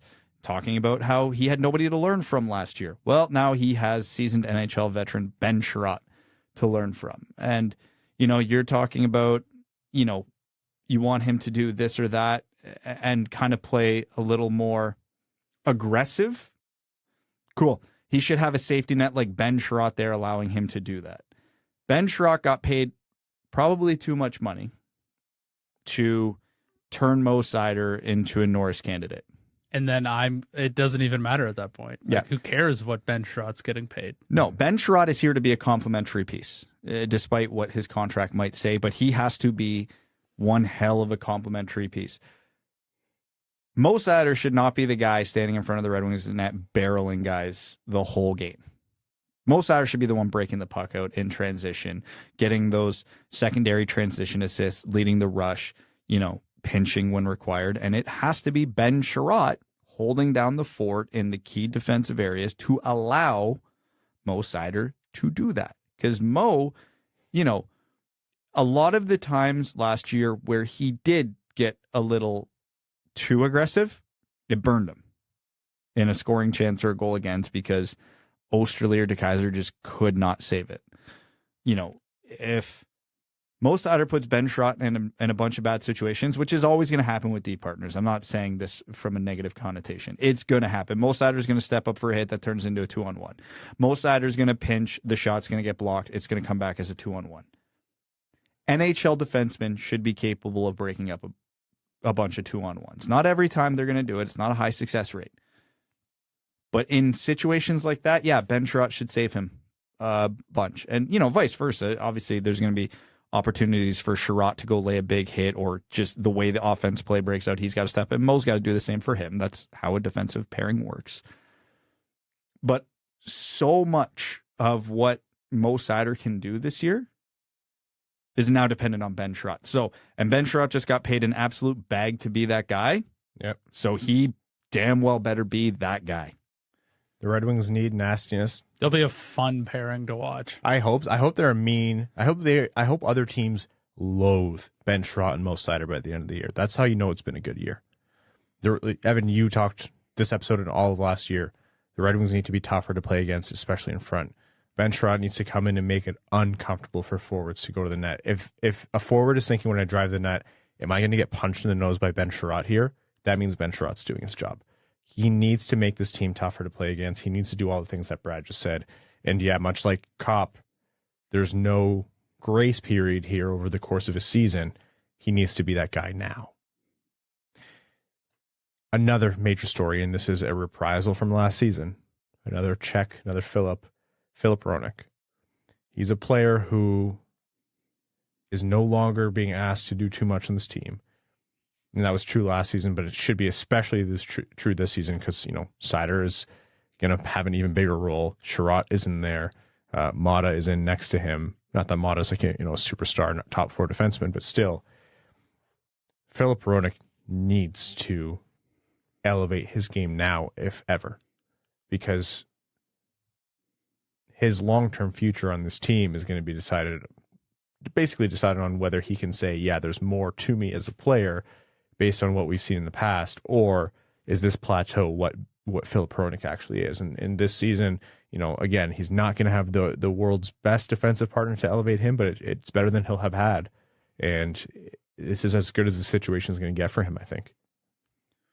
Do you understand what I say if I say Filip Hronek doesn't need to elevate his game? He needs to get his shit together. Not exactly, but enlighten me. Okay, so we've seen what Filip Hronek's capable of. He's been in the league long enough. We we know what his strengths are. We know what his weaknesses are. We know what he can and can't do with a puck. We know what he can and can't do physically. We know what he can and can't do in transition. Because we've seen every extreme of Filip Hronek. He just needs to get his shit together. He can't be running around the D zone anymore, because in all likelihood he'll be playing with a responsible defenseman like Olli Maatta, who probably won't be starting fire sales defensively. His point shot can't be buckshot anymore. It's got to hit the damn net consistently. That thing is... Yeah, it can't be a spray. Shades of Pulkkinen. Yeah. Oh my God. It cannot be spray and pray this year. He can't get burned off the rush. Like, we've seen him have a good shot. We've seen him play sound defensively. We've seen him be effective in transition. He just needs to do it every damn game, because God, he was inconsistent. We joked about and talked about other players being like, oh, they're so inconsistent. Filip Hronek was the biggest culprit for inconsistency last year. So, because again, like we talk about with Zadina, in terms of we know he can do it, we've seen it. The same thing applies to Filip Hronek, but for a lot of different contexts. Like, Zadina is just a confidence thing. With Hronek, it seems like at points he just forgets how to play hockey. It's not a confidence thing because he's still trying things, and then it just ends up in the Red Wings net. Like, we know what Filip Hronek can do. He just needs to trim all the fat, all the bad habits out of his game, because they're starting to pile up. We know he can be a good second pairing defenseman. He's done it. Even when the Red Wings were horrible, we've seen him do it. When he was playing with the corpse of Danny DeKeyser a couple of years ago, he could do it for periods. So now that there's a stable D-core, he's not going to be asked to be on the top pairing. He's not going to be asked to be the trigger man on a power play. He's not even going to probably be asked to be the defensive defenseman on his pairing. He has no excuses. He needs to cut the crap out of his game, get his shit together, and just play sound hockey. Talk about one of Derek Lalonde's biggest tasks. Everyone focuses on Zadina, and everyone focuses on, how you handle the top six forwards or whatever.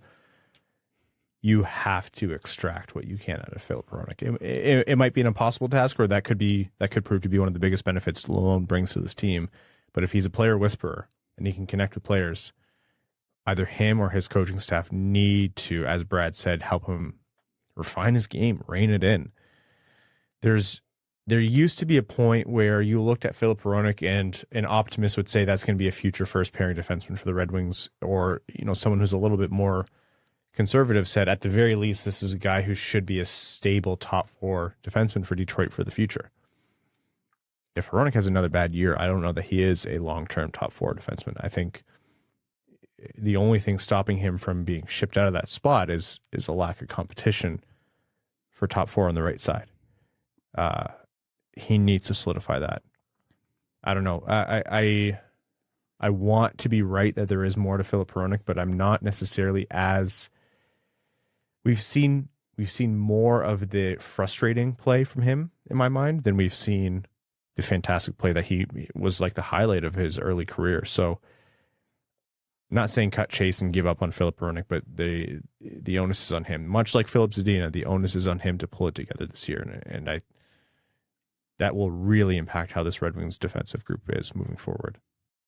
It's so funny with Filip Hronek, because if you just pulled up the Red Wings stats, be like, what the hell are you guys talking about? I know. He's a half a point per game defenseman playing top four. What the hell else could you ask for him? But when you look at the finer details of the actual game that he plays, there's a lot left that's to be desired. There is a lot of times when we watch games and you could completely forget that Filip Hronek is on this team, because he does absolutely nothing positive and does absolutely nothing negative. And some people would say, that's fantastic. It's like, well, I would expect a little bit more from someone who's supposed to, drive offense in the top four of this defense core. Yeah. I personally do not know what else you could really unlock from Filip Hronek at this point. I think he sort of is what he is, and you take the good with the bad and you try and insulate him where possible. And if that's not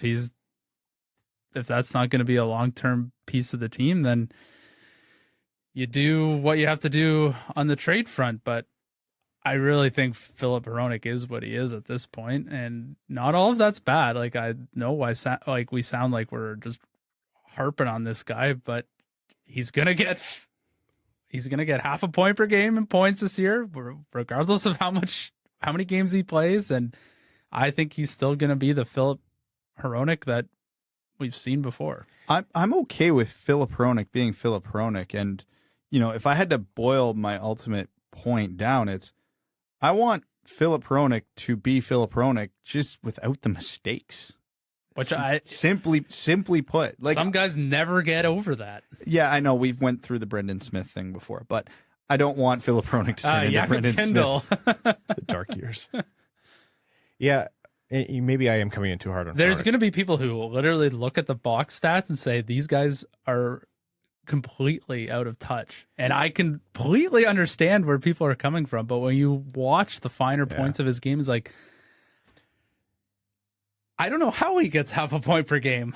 Two things before we move on, because for the sake of time here. One, if Filip Hronek is the fourth best defenseman in the Red Wings top four, that productive and just even tiny bit better, I'm probably complaining less. But he's the second. Exactly. And that might be unfair to him. Second point is, if we hadn't seen more from him before, we wouldn't be talking about this so much. But it's just so frustrating to know it could be there. But yeah, maybe half of this is Hronek fixing things, like the small details of his game, and he's as productive, and we're happy with that. And the other half is Steve Yzerman finds better defensemen to play, which he may have done this year. We'll see how it goes. And then it's not such a storyline. So, and this, I think, is the first coach he's had not named Jeff Blashill in the NHL, right? Mm-hmm. Right. So, maybe there is something more to be discovered there, and different systems yield better results for Filip Hronek.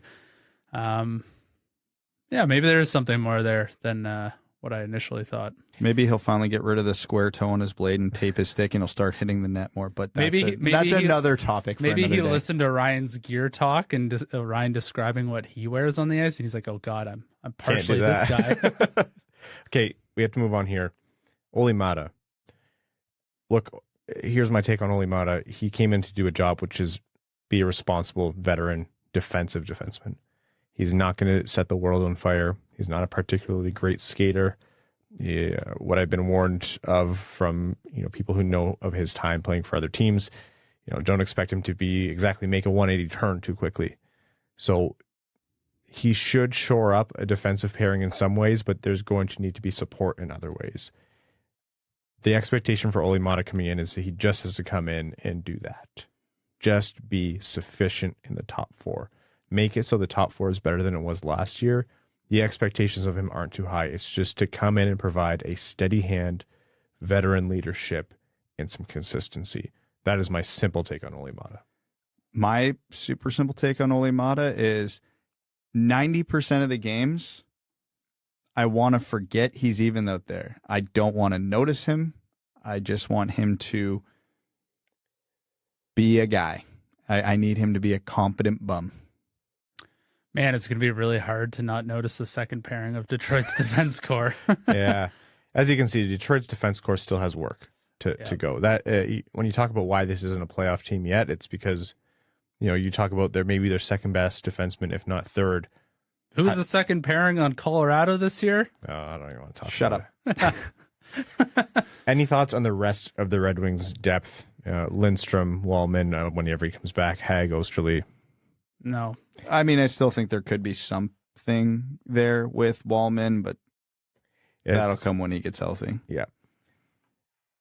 Goaltending. Ville Husso, Alex Nedeljkovic, sorry. Ned has to come in and have a more solid year. Consistent. He told us that when he was on the Winged Wheel podcast recently. Didn't mince words at all. He knows he has to be better. And Ville Husso, is a big task in front of him. He doesn't exactly have a lengthy NHL career behind him, but he did impress in the regular season for St. Louis. The postseason was a different story, but dealt a shit hand. And the Red Wings aren't exactly talking about that yet. So talking about playoffs, et cetera, et cetera. between the two of them, you have to hope that this is a Red Wings team that can not be sunk by goaltenders as often as they have been in the past. Well, Ned's coming into a contract year, and we already talked about that in context with Larkin and Bertuzzi. So, motivation applies here. And like we talked about with Hronek and Zadina, we've seen Ned do it. He had lengthy stretches last year for Detroit where he looked fantastic. He also had a very lengthy stretch where he looked below replacement level. So if he's able to fix the second part of that, he should have a very promising year. Husso, on the other hand, is coming in. He's got, tidy little contract under his belt, a bit more term on his contract. And right now, probably the favorite to wrestle the starting job. But much like Ned last season, Husso is leaving a stronger program in St. Louis to come to a defense that is probably not going to give him as much support in Detroit. So it's his job to adapt and step up.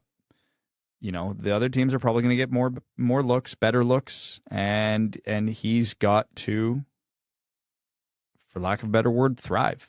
I mean, he's not getting paid to be competent.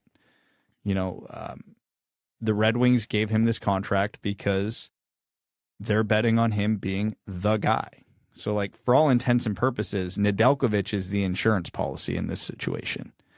Because, he's got more flexibility at the end of the year. They can extend him. They can let him walk if Husso proves to be the guy. But yeah, Husso's got this 3-year contract for almost $5 million a year. He put up really impressive numbers in St. Louis this year. So, it's only his second season in the NHL, and first with the Red Wings. So it's almost unfair to say it, but it's his prove it year. It's the prove it year for both of them in different contexts. But for Husso, it's like, okay, are you the guy? Because if you're not the guy, the other guy is going to be the guy. So prove it. Brad, you covered it on both of them. For me, it's one of the two have to establish themselves as an everyday NHL starting goalie. And I don't even care who it is. Husso, Nedeljkovic, doesn't matter to me. If that causes problems with one or the other, you figure that out. One of them, just establish yourself as an everyday starting goalie, and that will be great. Okay. Predictions before we get into overtime here. We talked about what success looks like. We talked about the forwards, the defense, the goaltenders. Actually, before predictions, each of you, one key player that you're focusing on and you can't use someone else's that you're really dialing in on, and why? Very quickly. I'm going to go first. Are you laughing because I gave myself the first choice? No, because I think you wanted Brad to go and Brad was not looking at you anymore. I was deep in thought. Yeah. I'll start.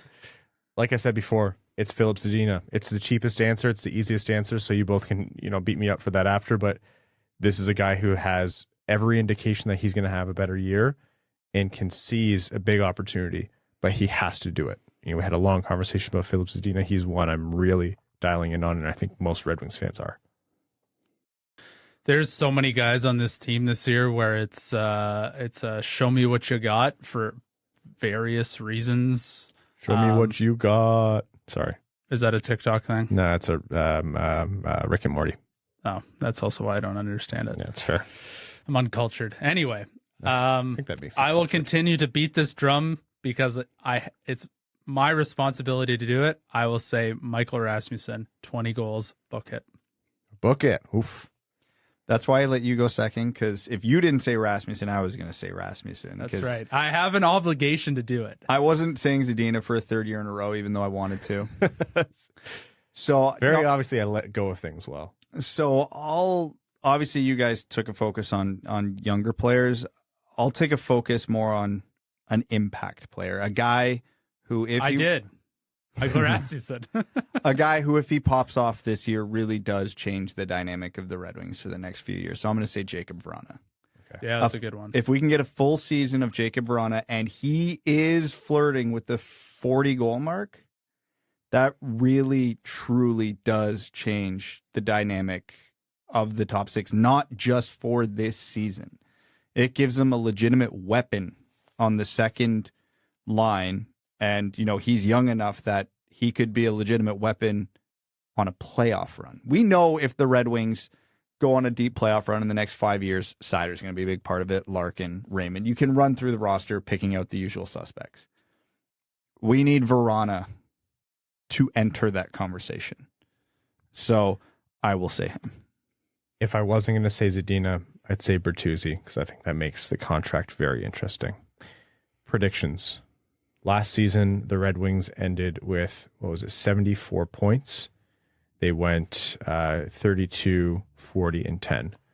What are your predictions for where they land this season? And do you think they make the playoffs? I don't think they make the playoffs. I think they're playing competitive games in late March that have playoff implications. I think ultimately they fall short. I have them probably flirting, high 80s, low 90s in terms of points. So pulling a number out of the air, I'll go 88. Wow.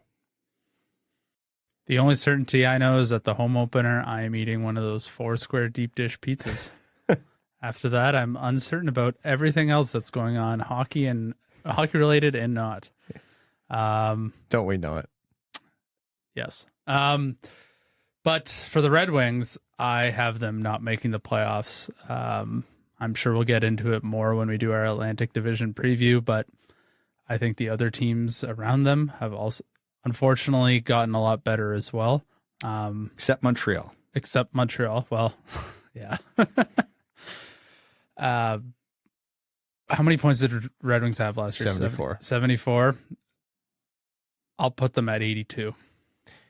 Yeah, I think I'm closer to you, Evan. I don't think they're a playoff team. I don't think they're playing meaningful playoff games in late March. I have them considerably better than last season. I'd say 83 or 84 points, and that's 9 or 10 points better. That's 4.5 to 5 wins. Sorry, how many points did you have? I'll give them 84, let's say, because I was told I can't do 83. I think I was the lowest of the three of us last year as well, so this is still very much on track. And I was the highest, and I think my prediction was the closest last year because I had them finishing 6th in the division. That's right, and I had them 7th. Yeah. You guys had them 7th. I had them 6th, and they finished 6th. So and we have our Atlantic preview next episode, so we'll get into actual standings then. But I have them as 5. Let's call it 5 wins better. That's a big difference. Things working against them. Neither one of these goalies really inspires absolute confidence, although the potential's there. There is a lot riding on the forward group meshing right away, and I think there's going to be some lead time into that. And I think this defensive group is substantially better, but anything is substantially better than you have essentially one great player and the rest are a crapshoot each night at best. So I think the defensive group has a long, long way to go. I think 5 wins better would be a great improvement. If it's less, if it's 82 points, like Evan said, I'm not terribly disappointed. If they get close to 74 points again, then you're obviously questioning what happened this season. Maybe there's a storyline to talk about there. I don't think what you're saying, though, is crazy, Brad. I think up to 90 points or in and around there, plus or minus whatever, certainly viable, but that means, they hit the ground running and the goalies played well all year. I think one of the big differences from where you guys are at versus where I'm at is I think 5 to 7 win improvement is probably about right, but I think the difference is in the games they get shit kicked. And I know that doesn't necessarily sound like it would equal to points in the standings, but I do, because I think if the Red Wings are more competitive this year, some of those, 5-1, 4-1 losses could turn into OT losses, and you get 3 or 4 extra loser points out of it. Yep. And it has a knock-on effect for confidence in future games, right? It's harder to slump when you lose a 1-goal OT game than when you get dumped on for 9 goals by Arizona. I'll ask you this as a tease to our Atlantic Division preview. Oh, a little segue, a little cross-episode segue. Yeah. Do you think the Red Wings, well, I think I know Brad's answer, so it's more direct at you, Ryan. Do you think the Red Wings have a top 10 pick in the draft next year? Without winning the lottery? Oh, I'm just saying. Yeah, No. without winning the lottery. Okay, No. yeah. I don't think they do. I think they're close, but I'll say for all intents and purposes, no. I can see it being 10, but for the spirit of your question, no, I don't think so. Brad, I assume you're also a no based on the points. They'd only have to jump 3 spots in the standings to be bumped out of the top 10. So I will say that is probably a fair expectation for them. Yeah, I think I'm a no as well, but I think they could still win the lottery. This will be the year we will finish. If they win the lottery, I'm jumping out Ryan's window. Like actually jumping out. I'm sorry for anything on the ground out there, but I'm going to be part of it. Yeah. No. What's going to happen is they're going to finish 14th last, win it, jump up to 4th. So we miss out on Bedard, Michkov, and Fantilli. Like, no, that sounds right. Yeah, actually, I can get behind that's the real that. Red Wings season preview right there. Yeah, we finally won the lottery. We didn't get any of the we didn't get any of the franchise players in the draft, even though there was fucking 3 of them. That would be how the Red Wings break the lottery curse. Well, that's as good as point as any to wrap up the season preview and get into overtime. Hey, it took this long before we mentioned the draft lottery. How different this season preview is than previous. Oh, yeah. By this point, however many years ago, we were talking about Lafreniere or whoever it was. Okay, I did mention that we had an interview with Prashant Iyer. That's actually going to come up next episode. So we're just going to shift that, and we have some other guest spots hopefully for that episode as well. So next episode is the Atlantic preview. For now, that is our 2022-2023 Red Wings season preview. It's a mega episode. We're still going to do a very quick overtime here, which is brought to you by our Patreon supporters. Patreon.com/wingedwheelpodcast. If you want to support the Dub Dub Club, give us the means to do mega episodes like this, get benefits like the Patreon exclusive Discord, entrance into giveaways for we have 2 tickets to every single Red Wings home game this year, and the majority of those are going to be going to patrons. A bunch of other things that are benefits for patrons, and you help keep the show going. So patreon.com/wingedwheelpodcast. And also after each episode, we record a Patreon exclusive overtime. So any comments from patrons that aren't read out during the main episode, you get a little bonus episode, which is good fun. Evan usually goes off. Last one was a little rowdy. Okay, let's take some questions here. Start with Coyote season tickets in Tempe says, is there any reason not to put $20 on Lord Elmer to win the Calder? And Hockeytown Racing Academy says, before this becomes obsolete, #Elmer for Calder. Look, the reason not to do it is it's terribly unlikely, but we also told you the same thing about Mo Seider last year, so what do we know? Yeah. We didn't say Mo was that unlikely. We said it was really hard for a defenseman to win the Calder and that he would have to have like an insane season. And he did. So we were right. Yeah, we were right. Jonathan Melwish says, hi, gentlemen, and Ryan. Thank you, Jonathan. What would you prefer? Overperform this season and make the playoffs, lose in a Game 7 in round 1, or underperform but finally win the lottery pick? Oh, God, the lottery. 1,000% that one. Oh, yeah. It'd be painful. If you didn't just hear the last 5 minutes, I think the lottery is where I'd land on that, too. Yeah. Well, other than your lawn. No, it's the deck, so you don't have a soft landing I feel anymore. sorry for Mel. I apologize to the deck. She worked hard to build that. I know. It's just an Evan-shaped hole in the deck. It's a big hole, man. It is. It's a milk bag-shaped hole. Yeah. It would be painful, and I'd bitch and moan about it, but that lottery one would be so sweet. Is the best says, what team of the bottom feeding teams would you hate to see get confident? Montreal. Chicago. Either one of those. Those are the 2 answers. Chicago because they don't deserve nice things, and Montreal because, oh God, how obnoxious. Give it to Arizona and watch them continue to be Arizona. Large, the prophet of the towering behemoth, who deserves to have his comment read out because the prophet of the towering behemoth has been a name that he's had for a while and is a call out for Elmer Soderblom. Says, I might be overly pessimistic, but with the cuts made, the defenders left on the roster, it means that we won't be a team that decently skilled teams will struggle much against. We might be a harder team to play than last season, but the lack of puck skill on D means that I think we'll be quite easy to pin down in our own zone.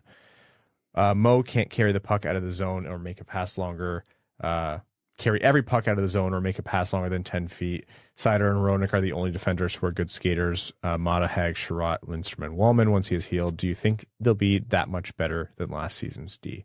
I mean, some fans talk about the playoffs or at least the wild card, but I really doubt it. How about you?